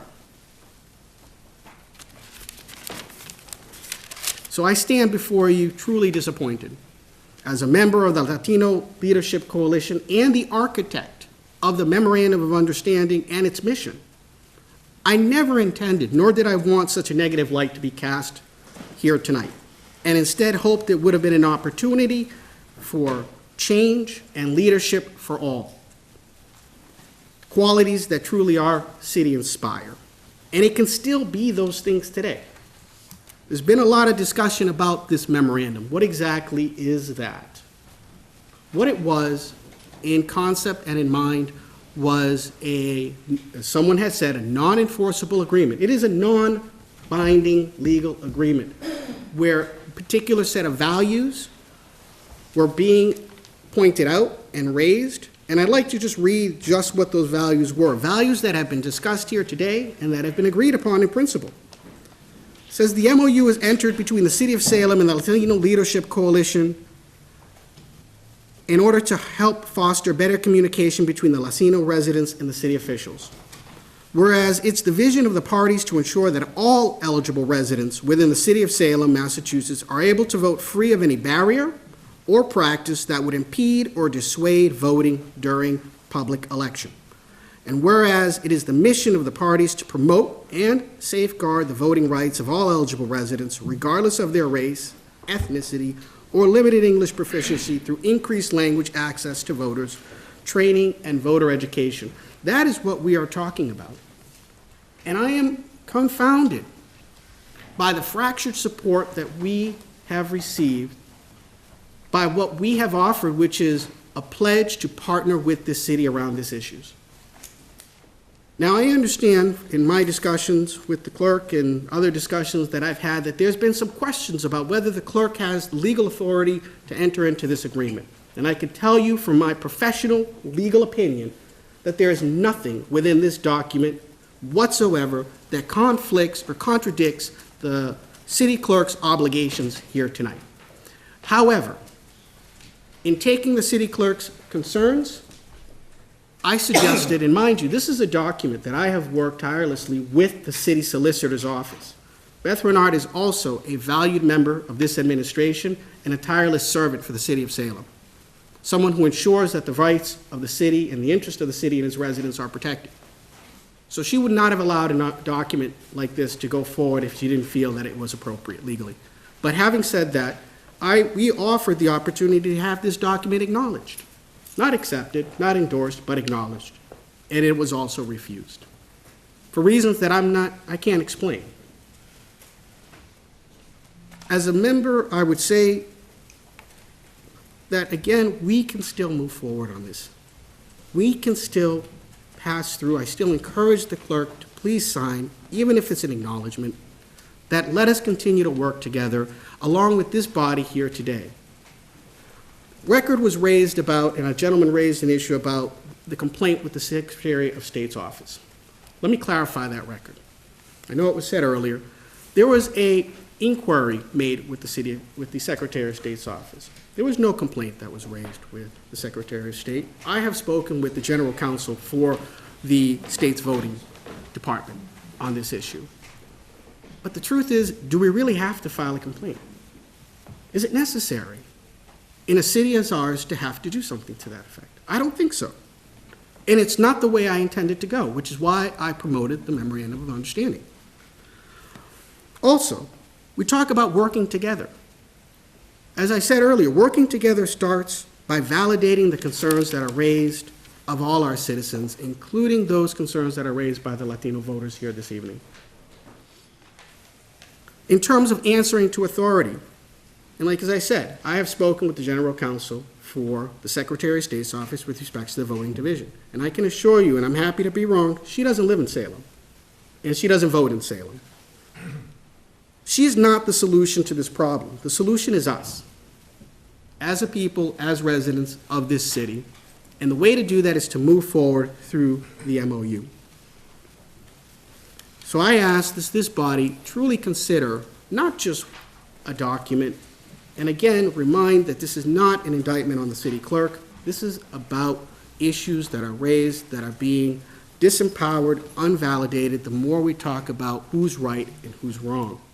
The issue is, how do we move forward? And I hope that this body will see that that is the intent in which we brought this case forward. How it got here was not of our doing. How we move forward can be all our doing. Thank you. Next speaker we have is Isabel Vargas.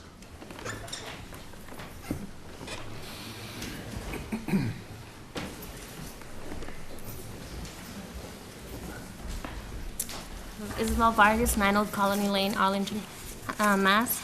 So in 2012, with an organization called Neighbor to Neighbor, I got hired as a campaign organizer to work in the Point neighborhood. There was one particular day that I went to the clerk's office to ask for voter registration forms, and the staff questioned me on why I needed voter registration forms. Not only did I have an unpleasant experience, but I felt extremely discouraged from ever coming back into City Hall. Except in 2013, I did go into City Hall, this time not to ask for voter registrations, but to actually work for the mayor's office as the first Latino Affairs coordinator. The same people who treated me unpleasant were now my colleagues. They never remember me, but I always remember how they made me feel the times I had visited City Hall.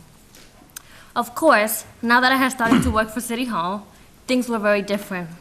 People were nice to me, and they treated me with a different type of respect. As I started to get calls from community members thanking me for being there. I said to them, "You're always welcome to come into City Hall." Many times, people would tell me their bad experiences coming to the City Hall, how they felt uncomfortable, like an outsider, and unwelcome. Many times, no one would be able to help them because of the lack of Latino employees at City Hall. Today, I believe the city is doing a much better job at having staff that is representative of the Salem community, but we could be doing so much better. In 2014, while poll watching, I observed the following things happening to people. I just also want to say that change takes time, and perhaps to you, it may be the first time you hear of this issue, but for people that look like me, that have hair like me, that speak another language, this is an everyday struggle. If you don't believe me, I ask and call on you to step into the Point neighborhood on Election Day, and you will see what I am referring to. In 2014, while poll watching, I observed the following things. I was only there for 1 hour. A young person, about 27, asked whether he needed an ID to vote. The lady said yes, and the young person left. From 6:30 to 6:39 p.m., the inactive green sheets for people to fill out information to be able to vote ran out. One person left and did not vote. An African-American black youth was not allowed to vote because he had no ID. The police officer who was there chatting with the poll workers about how the ballots should be in Spanish, the officer said, "Don't you think they should have the Spanish ballots? Then those, if they say that they have the Spanish ballots, then eventually they'll say that they don't know how to read." The officer proceeded to speak about how people in this country need to speak English. These are some of my observations when I was only there for 1 hour.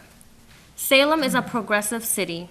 We pride ourselves in being a progressive town, but with progressiveness comes great responsibility. Being progressive doesn't mean you get to choose one issue over another. It means you take into consideration your community and you are progressive in all issues. About 20% of our community in Salem is Latino. When we personally decide to not support something because we believe it favors one group over another, we as people in positions of power are violating people's rights. This is a human right issue. It's not about personally attacking certain people. Section 203 of the Voting Rights states, "The United States is a diverse land with a government selected by the votes of its citizens. Federal law recognizes that many Americans rely heavily on languages other than English, and that they require information in minority language in order to be informed voters and participate effectively in our representative democracy. In conclusion, as city councilors, city clerks, and as change agents in this community, I ask you to do the right thing. The right thing is to make sure people are adequately getting services, which is the law." Thank you. Thank you. Next, Jane Arlander.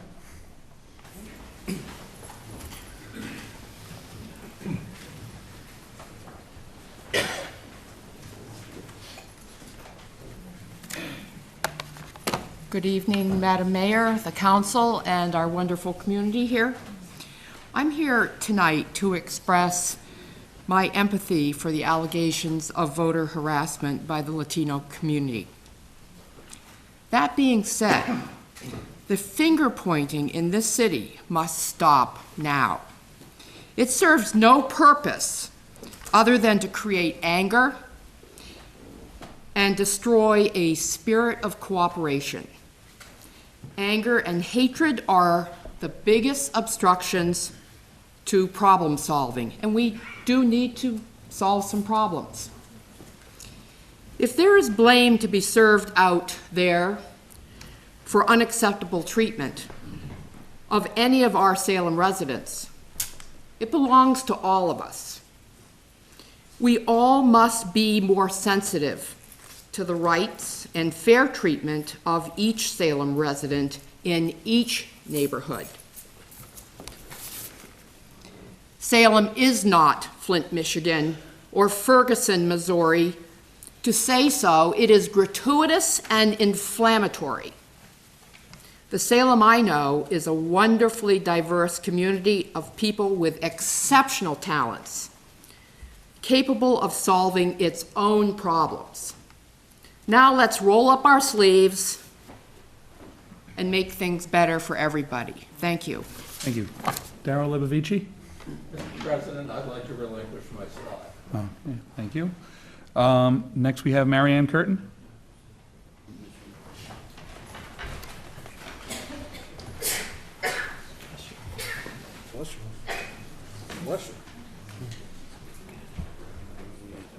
Thank you very much. Marianne Curtin, 35 Forester Street in Salem. I've been sitting here listening to all the conversation going on tonight about the Memorandum of Understanding. It brought me back to when I first came to Salem only 18 years ago and looked at the statue of Roger Conant, which is right across the street from us here. You can look out the window and see it. I was involved with the group that restored it, the statue, that is. Roger Conant came to these shores to escape persecution and to found a new way of life. The word Salem means peace. That's what it means. I really feel that Salem can be a peaceful community. We are a diverse community, yes, but we must reach out to each other in peace and understanding. My experience with Mrs. LaPointe as a City of Salem clerk has been more than positive. I do feel that we have a great city council, and we do feel we have the means and the energy to go forward. But we must remember we must be peaceful in doing this. Going forward in acrimony and pointing fingers and horrors, the terrible things that have been on the Facebook about everybody in this community has been awful. I think it's disgraceful, and it certainly doesn't lead to a feeling of communication.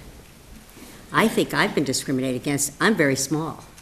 I don't have, big shoulders, but I love Salem. I really would like to stay here, but I would like to urge everybody, if we can, to put some of this behind us, to reach out to each other in peace and understanding, and try to communicate with each other the way that we can and must communicate.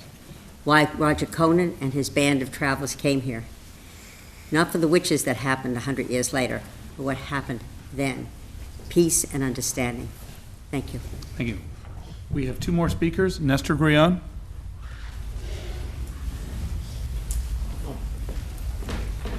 Good evening. Thank you, Mr. President, and the rest of the chambers anyway. Thank you very much, and to everyone in here anyway as well.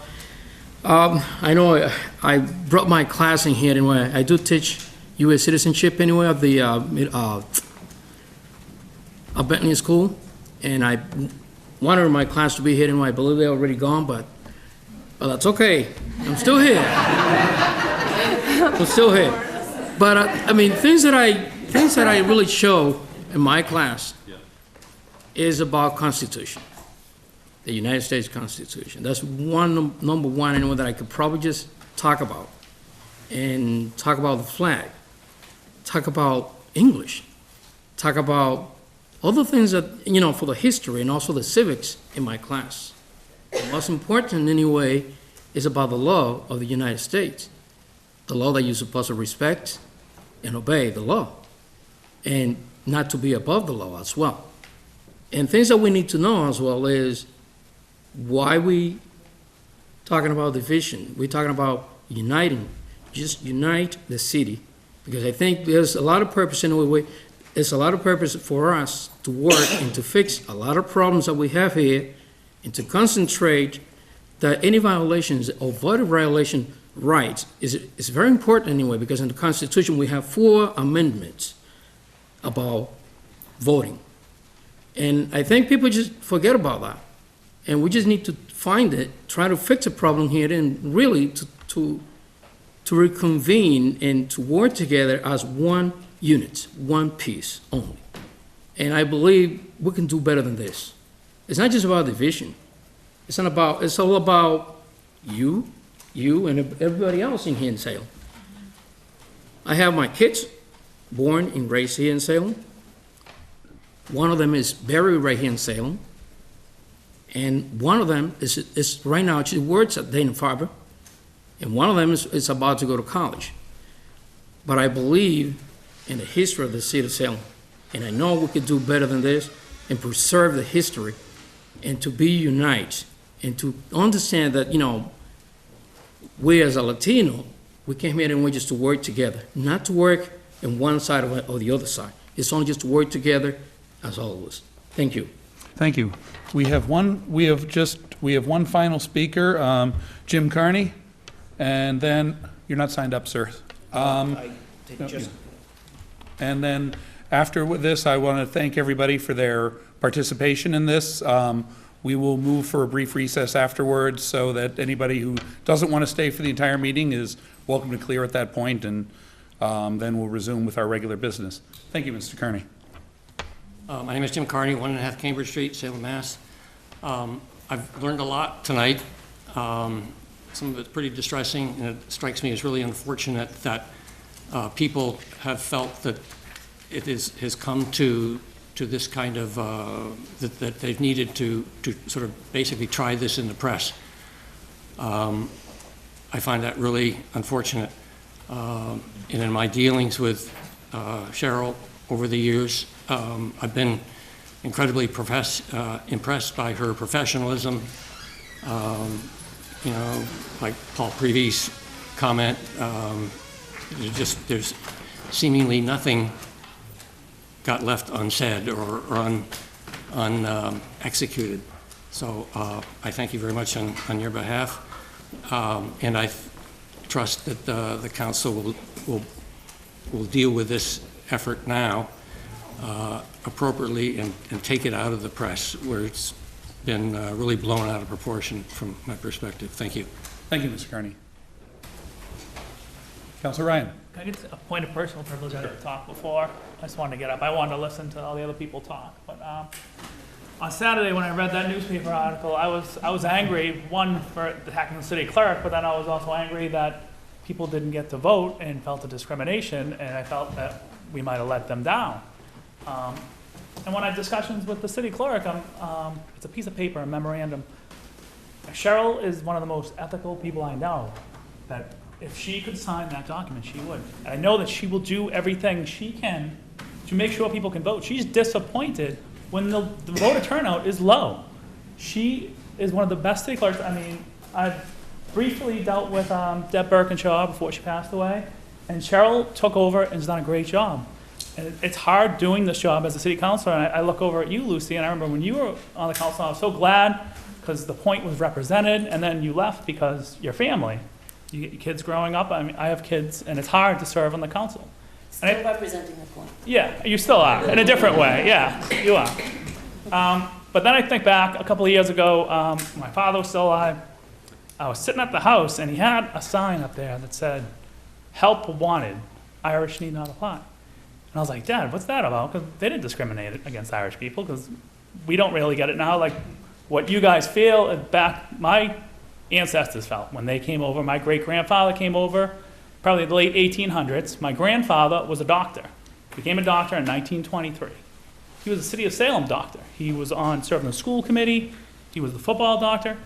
I said, and he worked at J.B. Thomas and Peabody, and he worked at Mass General. And I'm like, Dad, why didn't he work at Salem Hospital? He's like, he couldn't work there. They wouldn't hire Irish people at Salem Hospital. And I was like, that makes no sense.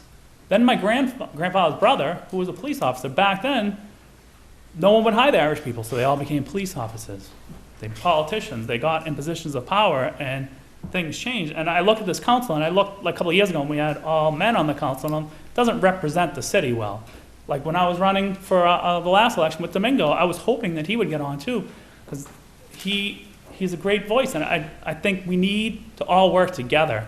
And that's what it just made me sad that Salem should be a unified. We shouldn't be fighting each other. And I think both sides have great points, and something needs to be done.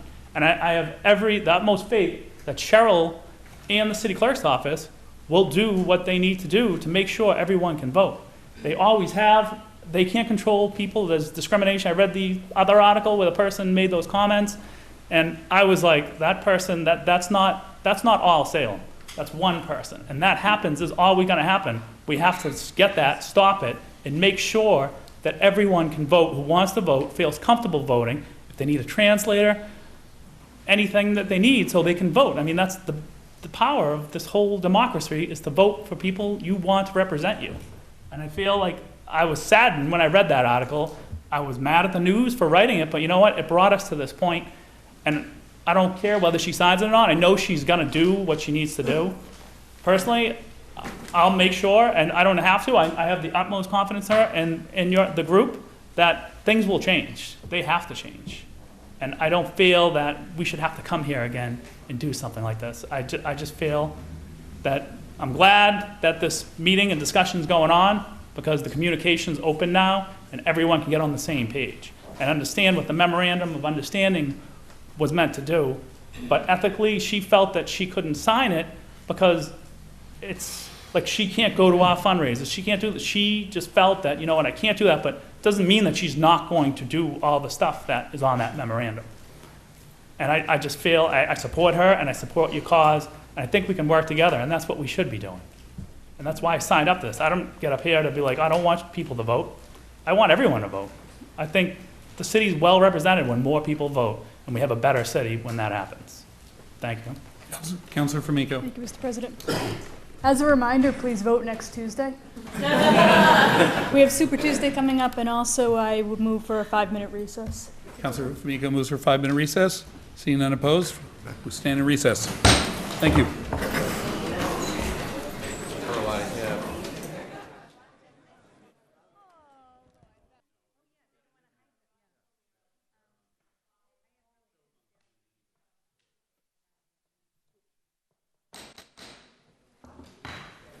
Here, motion to resume? Motion to resume, so ordered. On page 3. Oh, Mr. President. Councilor Fumiko. May I move to take page 8 out of order, as I have one of my appointments that remains? I have Well, one we just too. have to continue all these, so Right. this will take about a minute. No.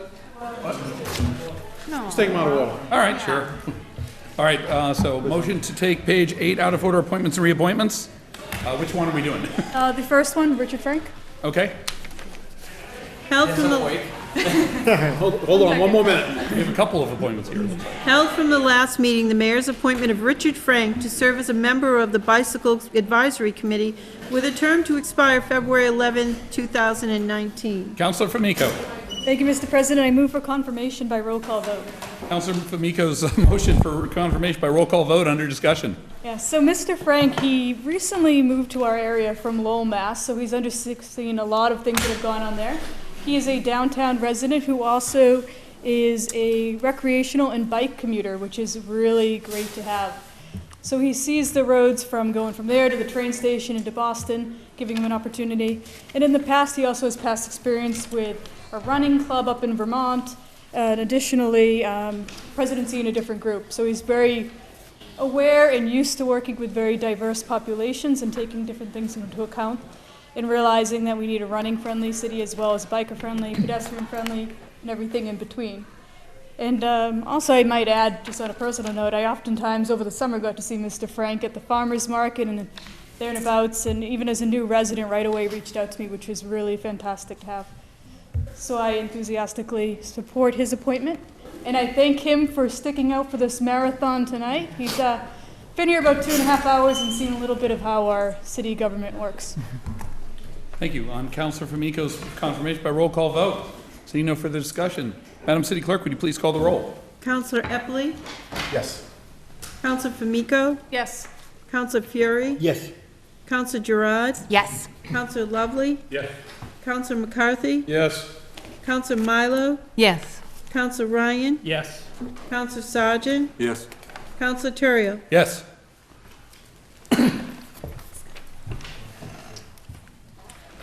On the matter of the appointment of Richard Frank to the Bicycling Advisory Committee, 10 councilors present, 10 councilors voting, 10 in the affirmative, none in the negative, 1 absent. The matter carries. Councilor Fumiko. Mr. President, I move for a suspension of the rules to allow Mr. Frank to address the council if he chooses to do so. On Councilor seeing no objection, Mr. Frank. I'll be brief. I have lessons to plan. Thank you, Heather, for putting my name forward. Thank you for your vote, and I look forward to working on the committee and serving the city. And to that, good night. Thank you very much. Any other appointments still in the House? The last one on that page, please. All Mr. right. President. Yes. Thank you. The last one. So, further appointments and reappointments. Page 8. Held from the last meeting, the mayor's appointment of Joseph O'Neill to serve as a member of the Bicycling Advisory Committee with a term to expire February 11th, 2019. Councilor McCarthy. Thank you, Mr. President. I move for confirmation by roll call vote. Councilor McCarthy moves for confirmation by roll call to vote. Under discussion. Thank you, Mr. President. I just want to thank Mr. O'Neill for staying as long as he did to accept this appointment. Obviously, he's extremely committed to the biking community. If he stayed for, I don't even know how long it was, but I thank him for doing so. 2.5 hours, Councilor. Thank you. Mr. O'Neill seems to be from his resume that he sent in, an avid biker. He's a member of the bicycle group. He's had strong feelings with how to promote bicycling throughout the city. I wholeheartedly support his appointment to this committee, and because he stayed so long, I'm going to plug him. If anyone has a Mercedes-Benz, he's a Mercedes-Benz technician, so we can help them get their car fixed. So, with that, I move for confirmation by roll call vote. Thank you. Councilor Epley. Yeah, really quickly, I think that for both Mr. Frank and also for Mr. O'Neill, you are the Tour de France members of the Bicycling Advisory Committee. On Councilor McCarthy's motion for confirmation by roll call vote, Madam City Clerk, would you please call the roll? Councilor Epley? Yes. Councilor Famico? Yes. Councilor Fury? Yes. Councilor Gerard? Yes. Councilor Lovely? Yes. Councilor McCarthy? Yes. Councilor Milo? Yes. Councilor Ryan? Yes. Councilor Sargent? Yes. And Councilor Terrio. Yes.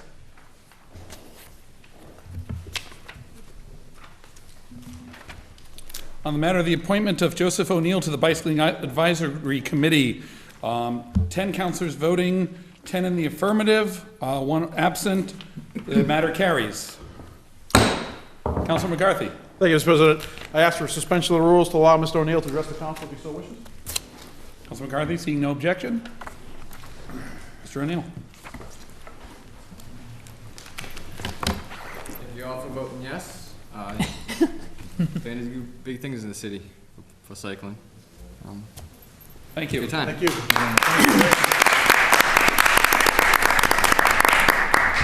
Famico. Thank you, Mr. Council President. Could I return to page 3 in the regular agenda?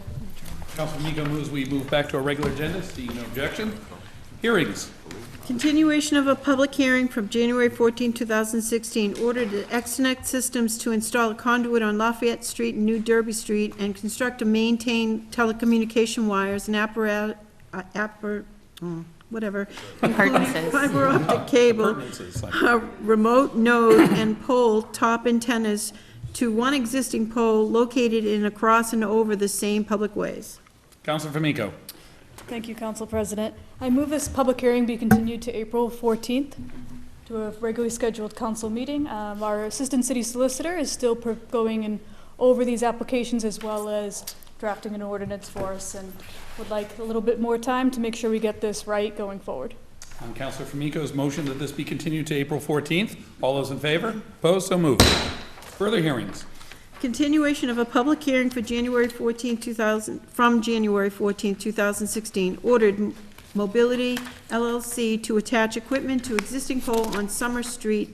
Councilor Famico. Thank you, Mr. President. I move this be continued to April 14th. Councilor Famico moves that this matter be continued to April 14th. Seeing no objection, all those in favor? All opposed? Further hearings. Continuation of a public hearing from January 14, 2016, ordered that Mobility LLC to attach equipment to existing pole between Pond Street and Washington Street. Councilor Famico. Thank you, Mr. President. I move this be continued to April 14th. Councilor Famico moves this be continued to April 14th. Seeing no discussion, all those in favor? Opposed? So moved. Further hearings. Continuation of a public hearing from January 14, 2016, ordered that a Mobility LLC to attach equipment to existing pole between Highland Avenue and Clark Street. Councilor Lovely. Move to be continued to April 14th. Councilor Lovely moves this be continued to April 14th. No further discussion. All those in favor? Opposed? So moved. Further hearings. Continuation of a public hearing from January 14, 2016, ordered Mobility LLC to attach equipment to existing pole between Pickering Way and Congress Street. Councilor McCarthy. Thank you, Mr. President. I move that this matter be continued to April 14th. Councilor McCarthy moves this matter be continued to April 14th. Seeing no discussion, all those in favor? Opposed? So moved. Appointments and reappointments. Page 8, middle one. Page 8, yeah. Held from the last meeting, the mayor's appointment of Michael Jaros to serve as a member of the Bicycling Advisory Committee with a term to expire February 11th, 2019. Councilor Famico. Thank you, Mr. President. I move that this be held to our next meeting. Councilor Famico moves this be held under the rules. All those in favor? Opposed? So moved. Further appointments, reappointments. Held from the last meeting, the mayor's appointment of Dan Schuman to serve as a member of the Bicycling Advisory Committee with a term to expire February 11th, 2019. Councilor Famico. Mr. President, I move that we suspend Rule 29A. Councilor Famico moves that we waive Rule 29A. Sorry, waive, Mr. Yep. President. Seeing no objection. I further move we move for confirmation by roll call vote. Councilor Famico moves for confirmation by roll call vote. Under discussion. As Mr. Schuman let us know prior to tonight's meeting, he would be unable to attend. He has served previously on the Bicycling Advisory Committee. At that time, he was a resident of Salem. Now he's serving it under the purview of being a shop owner in the downtown. And additionally, he often commutes from Marblehead to Salem via bicycle, which I think will be a strong asset to us due to conversations on a certain intersection a couple months ago. He goes through that at least a couple times a week. Councilor Sargent. With all due respect, I thought we had to be a Salem resident to be on these committees. I don't know of any other one that's not a Salem resident. Venus. I know, he's the head of the Chamber of Commerce on the parking, I know. Right. Just to briefly, Mr. Schuman is the owner of Salem Cycle, Salem's Right. only cycle shop, and is in that capacity as a business owner. Right, I know, we could have, all of our boards have business owners, so, I mean, Renus being the head of the Chamber of Commerce is something that we made an exception for. But we could have a business owner on the Board of Appeals, Planning Board, Licensing Board. I'm just curious that we don't have Salem residents interested in this position. Nothing against this man personally, but there's a lot of Salem people willing to volunteer, so I'm just like to get some opinion on this if we could.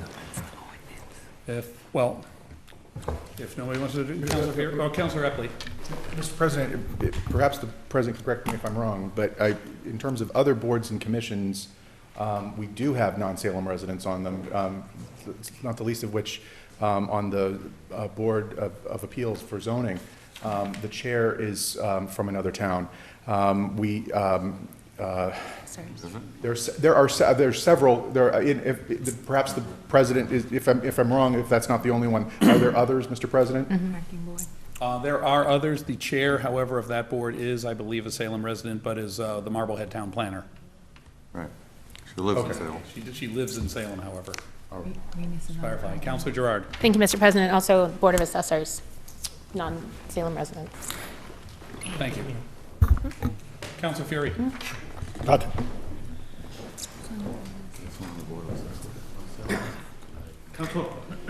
Thank you, Mr. President.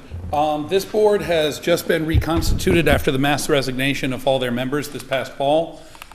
We have, as it has been reconstituted with a large number of Salem residents and one former member of the board who left at the time because he was moving out of town and also because they were just about to have a newborn child. He remains a committed business owner and member of the community. He still owns a property in Salem that they are renting out at this point, and he's well known to many members of the city council and is a previous member of the previous incarnation of the Cycling Advisory Committee. And given that, and given that we're reconstituting a board from scratch and that he's already served on it, I see no issue in this, and there is no legal requirement that he be a Salem resident. So I have no problem with moving the question.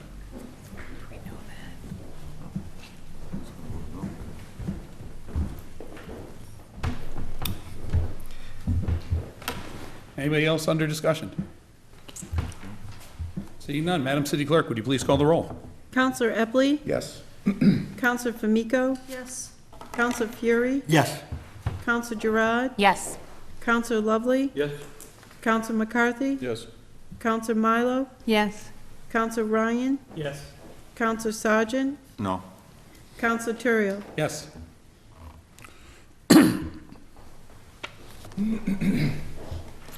Thank you. On the matter of the appointment of Dan Schuman to the Bicycling Advisory Committee, 10 counselors, 11 counselors total, 10 counselors present, 10 counselors voting, 9 in the affirmative, 1 in the negative, 1 absent. The matter carries. Further appointments and reappointments. Held from the last meeting, the mayor's appointment of Michael Williamson to serve as a member of the Bicycling Advisory Committee with a term to expire February 11th, 2019. Councilor Famico.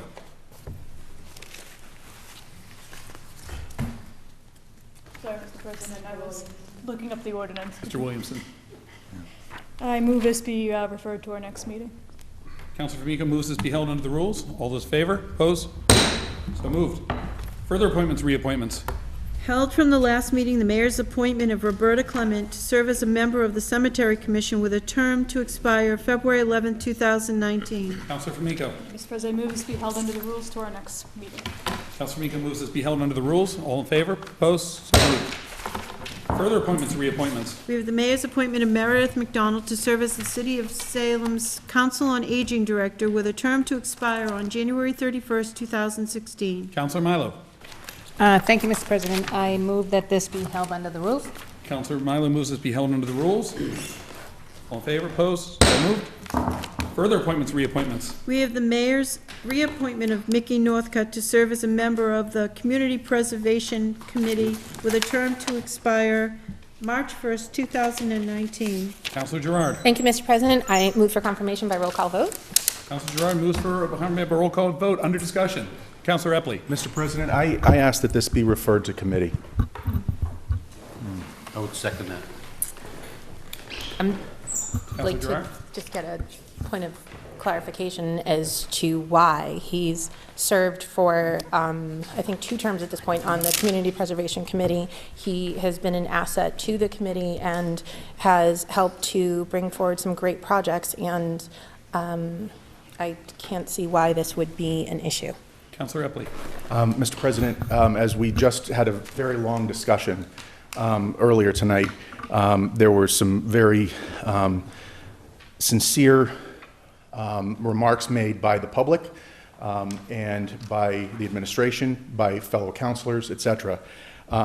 What seemed to be almost unanimous was a concern about the remarks that were made in the press regarding Ferguson, Missouri, regarding Flint, Michigan. And until I get an understanding from Mr. Northcutt, who was quoted within the Salem News, I would like to have a chance to talk to Mr. Northcutt about that in committee. Councilor Fury.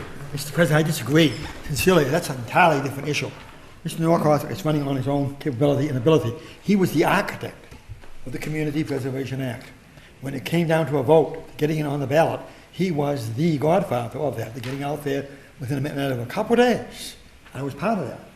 I got 80 signatures myself. So I think we should separate the situation. We're voting, Mr. Northcutt, on the issue of the Community Preservation Act, not his views on any other issue, just as a capability and ability on the board. Thank you. Councilor Lovely. Thank you, Mr. President. I want to echo Councilor Epley's concern. I was very, very disturbed. I didn't speak this evening, but having been relatively new to the issues that were raised this evening, but I was very, very disturbed about the newspaper articles as they appeared and the quotes that apparently are attributed to Mr. Northcutt.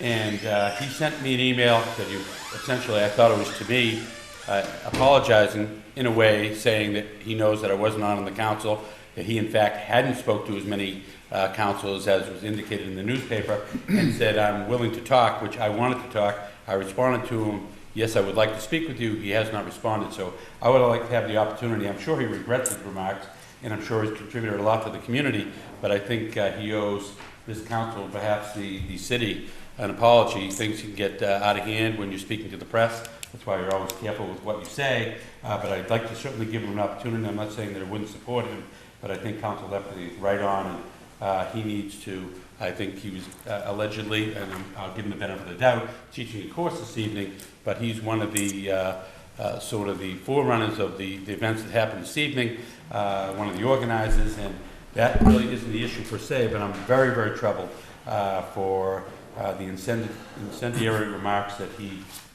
gave the black eye, I think, to the city of Salem. I want to give an opportunity to apologize to the council and the city as a whole, and hopefully we can move forward. I thank Councilor Epley for his motion. I support it. Councilor Gerard. Thank you, Mr. President. Again, this has nothing to do with the comments that he made in the paper. And again, it wasn't him that was creating an issue. There were issues that needed to be addressed. I don't agree with everything that he said in the paper, and he and I have discussed this. I don't agree with that, but that has nothing to do with his reappointment to the Community Preservation Committee. When you look around this room, when you see these signs that say Salem CPA at work, exactly what my colleague said, that is him. He is one of the main architects of that. Thank you. Councilor Fury. Oh, yes, thank you. Thank you. Councilor Turiel. Thank you, Mr. President. I don't believe that I have any issue with his reappointment. However, I do support, if my colleagues do want to have him in and talk with him about issues that they believe exist before such time as as he is reappointed, I have no issue with us doing that. I'm sure that the discussion will be civil and prompt, and I hope that we can do that before the next, before our next meeting, and be able to proceed and carry forward. And I don't believe I will have any issue voting for his reappointment. That said, I do support my colleagues who wish to have this discussion. This is something that we have done before in certain cases. I remember this happened with a historic commission appointment about approximately 2 years ago. And so was it that long? Yeah. Wow. This happened with a historic commission reappointment 2 years ago. We brought the person in question in, we had a discussion, and at the end of that, the appointment did proceed and the person was reappointed. So I have no objection to us going ahead with this, and I don't believe I'll have any objection to Mr. Northcutt's reappointment, but I would ask of my colleague that she, for the moment, withdraw her motion, please, for reappointment by roll call vote, and allow us to run this in committee for an upcoming meeting.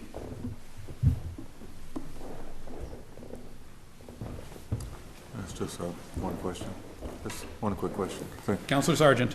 Thank you. I won't repeat what's been said. My one question that came to mind was just that if somebody has an association or organization that receives CPA funds, is it a conflict for them to be on the CPA committee? Like, for instance, if we gave money to the House of Seven Gables. If a board of directors of the House of Seven Gables was on the Community Preservation Act committee, would that be a conflict? So that's just a basic question I'd like to find out, and go on from there. Before I recognize Councilor, I'll just say that question was asked with his initial appointment, and it was found to be no. Right. He does, if you look at their minutes, he has recused himself from any matters involving his organization. So, Councilor Epley, did you want to add to that? Mr. President, you said what I was going to say. Oh, sorry. No problem. So, any other councilors have a comment, or Councilor Gerard, or? Well, just as a, just for a point of parliament, I believe since the motion at the moment is on his reappointment, we did have a motion made to put this into committee. So if we proceed on the motion for reappointment, there's a good chance that it will fail. So I would encourage that we allow it to go into committee and deal with it that way. I believe that is the sentiment of the council. But Councilor Gerard. I'm sorry to speak so emotionally, but I think that this is absolutely ridiculous that he's being treated like he is someone who created these voting issues, and that because of one comment, that now his whole appointment for something totally different that is actually benefiting the community that was directly impacted by these voting issues. Now his appointment is in question? Come on, we're better than this. Councilor Ryan. I think it says a lot. When someone makes a comment, you don't know if they're saying that when they're on that committee, so it's our right to bring them to a committee. It's not saying we're not going to drill them, we're just going to ask questions. I mean, it's our right as a counselor. And when someone makes a comment like that, that's like someone yelling fire in a movie theater, the type of comment he made. He needs to come, and it's his character. The thing is, I'm sure he's sorry, but it's our right to question these people and have them in. That's what we were elected for. We shouldn't just rubber stamp to say, yeah, let's let him go. He needs to answer. People have questions. It's their right to ask the questions. It should go to committee, because if it gets voted tonight, I'm not voting for it. Councilor Epley. No comment. I'm all set. Councilor McCarthy. Thank you, Mr. President. Just as a It point, supersedes. just as a point of clarification, if we are to vote, and if it is shot down, his reappointment cannot come back in front of us for 1 year. Just for a point of clarification. Also, another clarification. A motion to go to committee should supersede any other vote anyways. I think that's the way the rules of the council go. I honestly, I am not certain on that one. I'll take your word for that one, although I would prefer to make sure it's neat, more or less. Councilor Famico. Could I ask the city clerk for clarification on that? That's correct. The second motion is to refer it to committee, and it supersedes the original motion. Councilor Epley. Mr. President, and just for the record, I have not defined what committee to go to, so I just, and because I wasn't sure when we started this discussion. So I would, Committee of the whole? committee of the whole? Sure. Refer this to the committee of the whole. Okay. So does somebody want to actually amend the motion appropriately to Councilor Epley? I move that this go to the committee of the whole. Second. On Councilor Epley's motion that this matter be referred to the committee of the whole, seconded by Councilor Lovely. All those in favor? Opposed? So moved. Opposed. Recorded. Thank you. Further appointments and reappointments.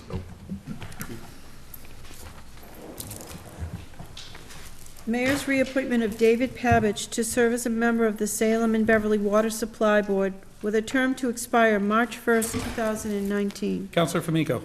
Thank you, Mr. President. I move for confirmation by roll call vote. Councilor Famico moves for confirmation by roll call vote. Under discussion. No discussion.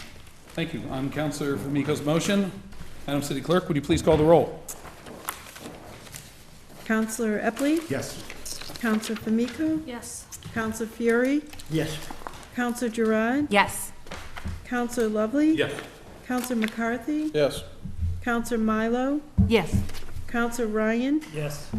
Councilor Sargent? Yes. Councilor Terrio? Yes.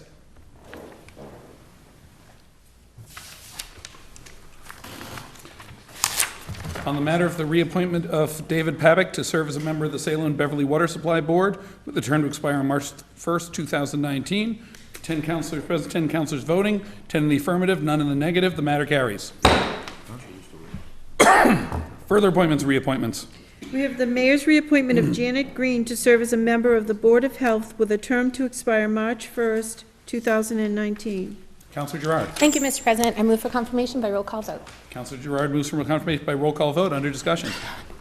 No discussion. Nurse Green has been a phenomenal addition to our Board of Health, and I'm glad that she wants to continue. I strongly echo that. She's been wonderful. On Councilor Gerard's motion for confirmation by roll call vote, Madam City Clerk, would you please call the roll? Councilor Epley? Yes. Councilor Famico? Yes. Councilor Fury? Yes. Councilor Gerard? Yes. Councilor Lovely? Yes. Councilor McCarthy? Yes. Councilor Milo? Yes.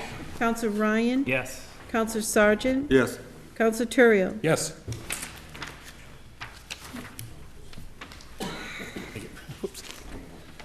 On the matter of the reappointment of Janet Green to the Board of Health, 10 councilors present, 10 councilors voting, 10 in the affirmative, none in the negative. The matter carries. Further appointments and reappointments. Mayor's reappointment of Dan Riccarelli to serve as a member of the Conservation Commission with a term to expire March 1st, 2019. Councilor Gerard. Nope. Actually, Councilor Famico. Yep. That time there wasn't a confusion. No. Confirmation by roll call vote. Whoa. Whoa. Councilor Famico's motion for confirmation by roll call vote. Under discussion.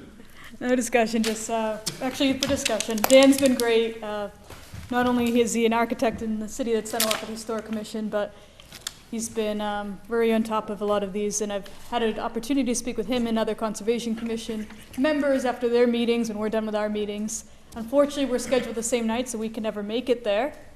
But maybe sometime they'll have a meeting in the summer when we have a little summer vacation. Thank you. On Councilor Famico's motion for confirmation by roll call vote, Madam City Clerk, would you please call the roll? Counselor Epley? Yes. Counselor Famico? Yes. Counselor Fury? Yes. Counselor Gerard? Yes. Counselor Lovely? Yes. Counselor McCarthy? Yes. Counselor Milo? Yes. Counselor Ryan? Yes. Counselor Sargent? Yes. Counselor Terrio? Yes. Thank you. On the matter of the reappointment of Dan Ricciarelli to, as a serve as a member of the Conservation Commission with a term to expire on March 1st, 2019, 10 councilors present, 10 councilors voting, 10 in the affirmative, none in the negative, matter carries. Further appointments and reappointments. Mayor's reappointment of Rhinus Ostuk and Michael Caggiano to serve as members of the Parking Board with terms to expire March 1st, 2017. Councilor McCarthy. Thank you, Mr. President. I move for confirmation by roll call vote. Councilor McCarthy moves for confirmation by roll call vote. Under discussion. This is definitely one of those instances where Renus, a couple of years ago when we appointed him the first time as the head of the Chamber of Commerce with regards to downtown parking, we put a representative on the board who could speak for all the businesses with respect to downtown, the parking issues that were going on. So, and I think Renus does a really nice job. He tries to keep in touch with everybody. I know I've talked to him numerous times on a bunch of different issues, and Michael does a nice job running, Mr. Cagliano does a nice job running those meetings, or if he still has. I haven't been to one in a while, but I move for confirmation. On Councilor McCarthy's motion for confirmation by roll, Councilor Lovely. Just briefly, I was talking with Councilor Miko about how we did things back in the old days, but generally we would take these and lump them together unless somebody had an objection, and I saw that they were all done individually until I see these appeared up. So unless there's an objection, I would ask that the mayor's appointment of Paul Visha and Susan Keenan be paired with these, unless there's an objection to somebody that doesn't want to vote for one of those. Different boards. They're different boards. Councilor Famico. May I also add, if you look at the one with Susan Keenan, who the second name in that order is, I think someone would have to recuse himself. I'll be scooting for that one. For Josh. Furthermore, I think we have the ad hoc committee with Councilor Milo, Councilor Lovely, and I don't know who the third is yet that's going to be re-examining those rules of the council, and looking forward to that. Maybe a Ward 4 council. Thank you very much.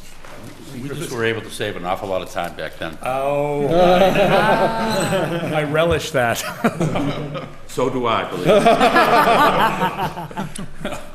On the matter of the reappointment of Renus Ostuk and Michael Caggiano to serve as members of the Parking Board, their terms expire March 1st, 2017. On the motion for confirmation by roll call vote, Madam City Clerk, would you please call the roll? Counselor Epley? Yes. Counselor Famico? Yes. Counselor Fury? Yes. Counselor Gerard? Yes. Counselor Lovely? Yes, yes. Counselor McCarthy? Counselor McCarthy? Oh, is it me? Yeah. Yes. Counselor Milo? Yes. Counselor Ryan? I'm sure after the yes, Counselor yes. Sargent? Yes. Counselor Terry? Yes. Terrio?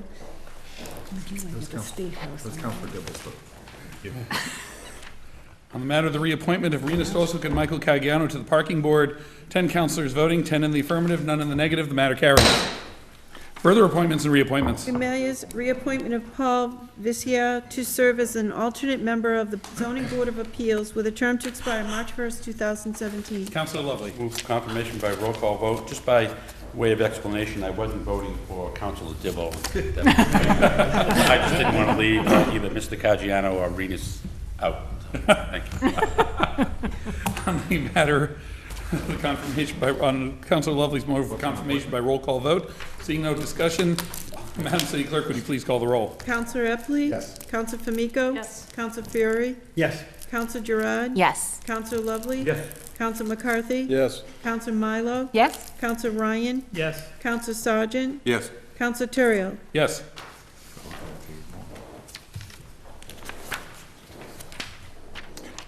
On the matter of the reappointment of Paul Visha to serve as an alternate member of the Zoning Board of Appeals, 10 councilors voting, 10 present, 10 councilors voting, all 10 in the affirmative, none in the negative, matter carries.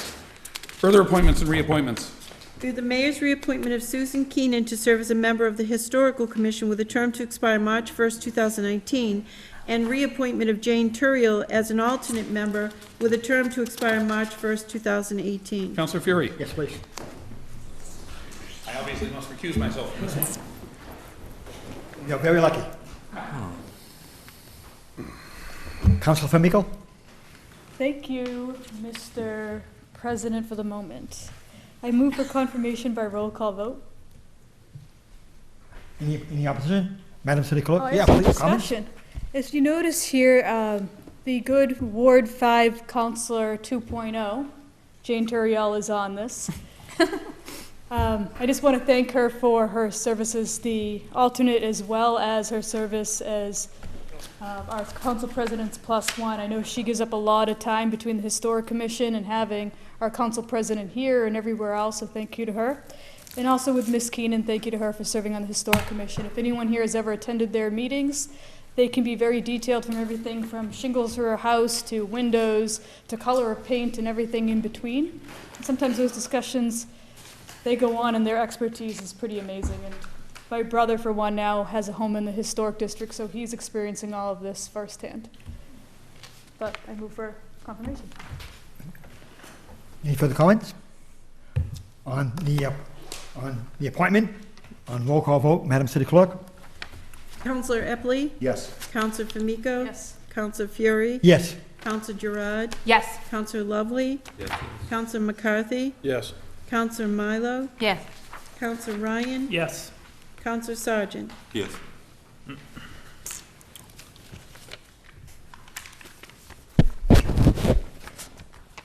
On the reappointment of Susan Keenan and Jane Turiel to the Historical Commission, 9 members voting, 1 abstaining, 1 absent, 9 in favor.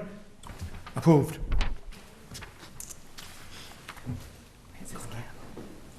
You can have gavel, but then. No, all yours. You do a better job.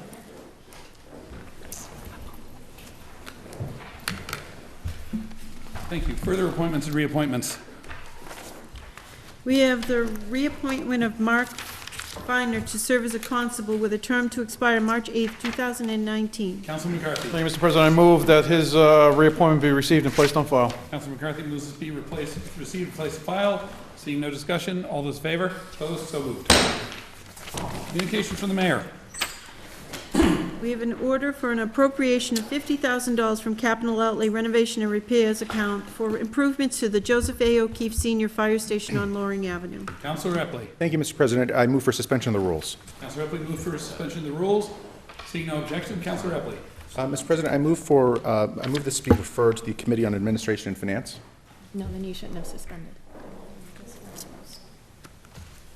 I move for referral to the Committee on Administration and Finance. Councilor Epley moves for referral to Committee on Administration and Finance. Under discussion. Thank you, Mr. President. My only reason why I would refer it to committee is I just want to make sure that we have enough resources available. I'm in complete support of the renovation, honoring our former colleague. I just want to make sure. I've not had my own conversation yet with the mayor concerning this particular issue. And I have at least one colleague on the Finance Committee who is interested in having that discussion as well. So if with my colleagues' support, I would appreciate it being referred to the Committee on Administration and Finance. Councilor, Mr. President, as a member of the Administration and Finance, is there a time frame? We need to schedule a meeting as soon as possible. I would be more than happy to do it ahead of our next council meeting, yes. Thank you. all right, on Councilor Epley's motion, this be referred to the Committee on Administration and Finance. Seeing no further discussion, all those in favor? Opposed? So moved. Further communications from the mayor. We have an order for an appropriation of $6,628.89 from Retirement Stabilization Vacation Sick Leave Buyback Account for the contractual buyback for the retirement of Valerie Coviello of the Department of Public Services. Councilor Epley. Thank you, Mr. President. I move for suspension of the rules. Councilor Epley moved for suspension of the rules. Seeing no objection, Councilor Epley. Thank you, Mr. President. I move for adoption. On Councilor Epley's motion for adoption, under discussion. Thank you, Mr. President. This is part of, again, a contractual buyback for retirement. We wish Ms. Coviello well in her retirement and appreciate her several years of service to the city. Thank you. On Councilor Epley's motion for adoption, all those in favor? Opposed? So moved. Further communications from the mayor. We have an order to authorize the mayor to execute a grant of easement from Skomersky Development LLC to document the city's right to access and maintain an existing sewer line on Planter Street. Councilor Fumiko. Mr. President, I move for adoption. Councilor Fumiko's motion for adoption, under discussion. I'd just like to note for the record that Counselor Levy recused himself as he represented the developer during that process. Thank you. On Councilor Famico's motion for adoption, all those in favor? Opposed? So moved. Further communication from the mayor. We have an ordinance amending zoning, section 10.0, definition of tasting room by deleting the following. A tasting room, a stating room, may not be greater than 33% of the main building's gross square footage, and replace it with the following. A tasting room may not be greater than 50% of the main building's gross square footage. A seasonal tasting area, patio, and deck shall not be included in calculating the tasting room square footage. Councilor McCarthy. Thank you, Mr. President. I move that this matter be referred to the planning board to schedule a joint public hearing with the city council. Councilor McCarthy moves this be referred to the planning board, schedule a joint public hearing with the city council. Under discussion. Just briefly, I will work with the city clerk and the planning department and the council president to figure out the date amongst all the other things we're juggling with regards to different projects, and try to get that in and get that scheduled. Thank you. On Councilor McCarthy's motion to refer to the planning board to schedule a joint public hearing with city council, all those in favor? Opposed? So moved. We've done that. Motions, orders, and resolutions. Councilor Epley. Thank you, Mr. President. Just one moment.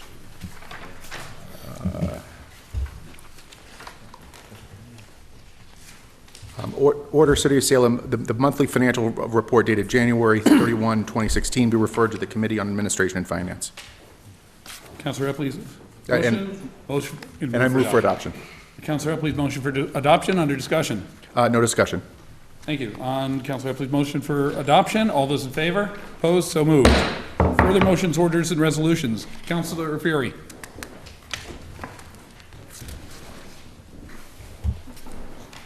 Councilor Terrell. Thank you, Mr. President. City of Salem, the year 2016, an ordinance to amend an ordinance relative to traffic. Be it ordained by the City Council of the City of Salem as follows. Section 1, Chapter 42, Section 57A, parking time limited unmetered zones is hereby amended by adding the following. Canal Street easterly side, starting at point 73 feet south of Gardner Street and continuing for a distance of 54 feet in a southerly direction in front of number 75. 15-minute parking only, tow zone, Monday through Friday, 7 o'clock a.m. to 5:30 p.m. Section 2, this ordinance shall take effect as provided by city charter. And discussion, please. Thank you, Mr. President.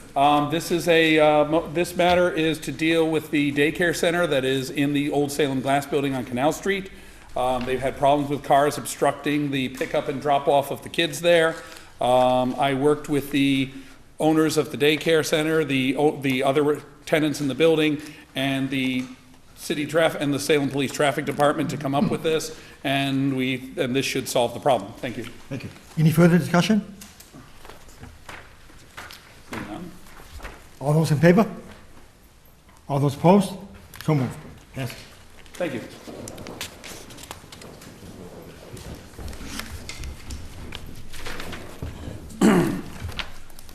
Committee reports. Councilor McCarthy. Thank you, Mr. President. City of Salem, City Council, February 25th, 2016. The Committee on Ordinance, License, and Legal Affairs, to whom they referred the matter of a hearing request from Francisco Gonzalez regarding the denial of his taxi operator license, has considered said matter and recommend approval.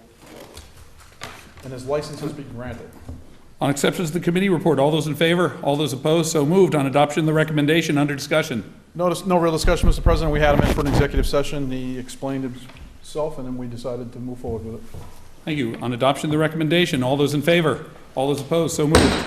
Further committee reports. Councilor McCarthy. Thank you, Mr. President. City of Salem, City Council, February 25th, 2016. The Committee on Ordinances, License, and Legal Affairs, to whom was referred an ordinance relative to the Youth Commission, has considered said matter and recommend that the ordinance be adopted for first passage. On acceptance of the committee report, all those in favor? All those opposed? So moved. On adoption of the recommendation, under discussion. Thank you, Mr. President. We had thank the committee. We had a committee meeting last week, or this week. It's blended together into one big meeting right now.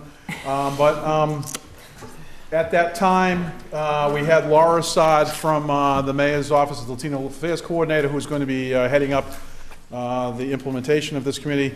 And everyone, if they don't have one, I have a couple. There's the draft ordinance. It was sent to everyone electronically. We made sure that that was done. I think Mr. Pengal from the Mayor's Office sent that out. It is revitalizing something that Council Sargent, being a member of the committee, was done back when he was a young lad many years ago, and he was kind of he was kind of a little taken aback that why do we have to redo it? Don't we already have it? But this new draft ordinances addresses a lot of things, and it's I think it's very well thought out, and I think it's going to be a great asset. I think it's going to be a great developmental tool for a lot of young adults to get some experience and develop some leadership skills, and I would encourage everyone to pass it for first passage. Thank you. I understand Councilor Sargent is still young at heart, I'm told. Yes. On adoption of the recommendation. Very young, so. See, further discussion. All those in favor? All those opposed? So moved. Further committee reports. Councilor Epley. Thank you, Mr. President. City of Salem and the City Council, February 25th, 2016, the Committee on Administration and Finance, to whom was referred the matter of discussing and reviewing the financial reports that are already in committee, has considered said matter and would recommend that the matter stay in committee. On acceptance of the committee report, all those in favor, all those opposed, so moved. On adoption of the recommendation, under discussion. Thank you, Mr. President. So what I just said, and the reason why we had this, we had the discussion at the committee level, was to essentially remind our Administration and Finance Committee colleagues about the reasons why we, earlier, just like 2 or 3 agenda items earlier, we approved, we sent to committee a monthly report. And that's done because of the of how high of a quality our city has in terms of its budget and its budgeting. In order for it to qualify for a certain certification, there are a whole bunch of belt and suspenders provisions that make sure that what the administration provides to this body and to the public is accurate, and it's done in a very timely and repetitive nature. And so that's the reason why we receive our monthly and year-to-date reports. And that's the reason why. And so there's nothing to do. It was just a matter of having the ability to have the discussion. Thank you, Councilor. Adoption of the recommendation. All those in favor? Opposed? So moved. Further committee reports. Councilor Epley. Thank you, Mr. President. City of Salem, the City Council, February 25th, 2016. The Committee on Administration and Finance, to whom was referred the matter of discussing adding an additional column to the operating budget book to reflect the percent change or dollar variance on individual personnel, salary, and expense lines, has considered said matter and would recommend that this matter stay in committee. On acceptance of the committee report, all those in favor? All those opposed? So moved. On adoption of the recommendation, under discussion. Thank you, Mr. President. Mr. President, we had, and I should have mentioned earlier that we had Ms. Sarah Stanton, who's our finance director, present for the prior matter, but also for this matter during our committee meeting. This is a matter that was, order that was brought in by former Councilor Siegel, former Ward 3 Councilor, toward the end of last term. And it's a very meaningful and good idea that Councilor Siegel left us. When we have our budget books, Mr. President, one of the things that many of us have added on and have done our own calculations is making sure that we figure out the precise percentage of an increase that's indicated for the salary of every city employee as it comes in and it goes through the budgetary process. While we as a body cannot require the administration to do so as a division of separation of powers issue, Ms. Stanton has taken our request, is definitely open to it. She's going to take it to the mayor. She doesn't believe that the mayor will have any issue at all with that. But we just had that discussion in the public eye and just wanted to make sure that that extra bit of information be provided to both councilors and as well as the public. Thank you. On adoption of the recommendation, all those in favor? All those opposed? So moved. Communication with city officials, none. Petitions. We have a list of license application for public guides and taxi operators. Councilor McCarthy. Thank you, Mr. President. I move that these matters be granted. Councilor McCarthy moves to be granted. Under discussion. No discussion, Mr. President. Seeing no further discussion on Councilor McCarthy's motion, these be granted. All those in favor? All those opposed? So moved. Further petitions. We have 3 tag days for Salem High Boys Track, Salem High Girls Track, and Salem High School Boys Lacrosse. Councilor McCarthy. Thank you, Mr. President. I move that these matters be referred to the Committee on Ordinances, License, and Legal Affairs. Councilor McCarthy moves these be referred to the Committee on Ordinances, License, and Legal Affairs. Under discussion. No discussion, Mr. President. Councilor McCarthy's motion. All those in favor? Opposed? So moved. Further petitions. We have 2 drain layer contract operator licenses, one for Phoenix Communications and PV Barone Corp. Councilor McCarthy. Thank you, Mr. President. I move that these matters be granted. Councilor McCarthy moves these be granted. Under discussion. No discussion, Mr. President. On Councilor McCarthy's motion, these be granted. All those in favor? Opposed? So moved.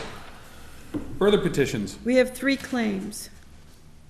Councilor McCarthy. Thank you, Mr. President. I move that these matters be referred to the Committee on Ordinances, License, and Legal Affairs. On Councilor McCarthy's motion, under discussion. No discussion, Mr. President. On Councilor McCarthy's motion, these be referred to the Committee on Ordinances, License, and Legal Affairs. All those in favor? Opposed? So moved. Further petitions. We have 1 drain layer bond. Councilor McCarthy. Thank you, Mr. President. I also move that this matter be referred to the Committee on License, Orders, and Legal Affairs and returned approved. On Councilor McCarthy's motion, these be referred to Committee on Ordinances, License, and Legal Affairs, return approved. Under discussion. No discussion, Mr. President. On Councilor McCarthy's motion, all those in favor? All those opposed? So moved. Unfinished business. We have second passage of an ordinance amending traffic, Chapter 42, Section 50B, handicap parking, repealed Bentley Street in front of number 2 and number 6 for a distance of 20 feet, handicap parking tow zone. Councilor McCarthy. Thank you, Mr. President. I move for second and final passage. On Councilor McCarthy's motion for second and final passage, under discussion. No discussion, Mr. President. Councilor McCarthy's, seeing no further discussion on Councilor McCarthy's motion for second and final passage. All those in favor? All those opposed? So moved. Councilor Fury. We're blessed to have Cheryl and Eileen after a long, long night. I make a motion to adjourn. On Councilor Fury's motion to adjourn. All those in favor? All those opposed? We are adjourned.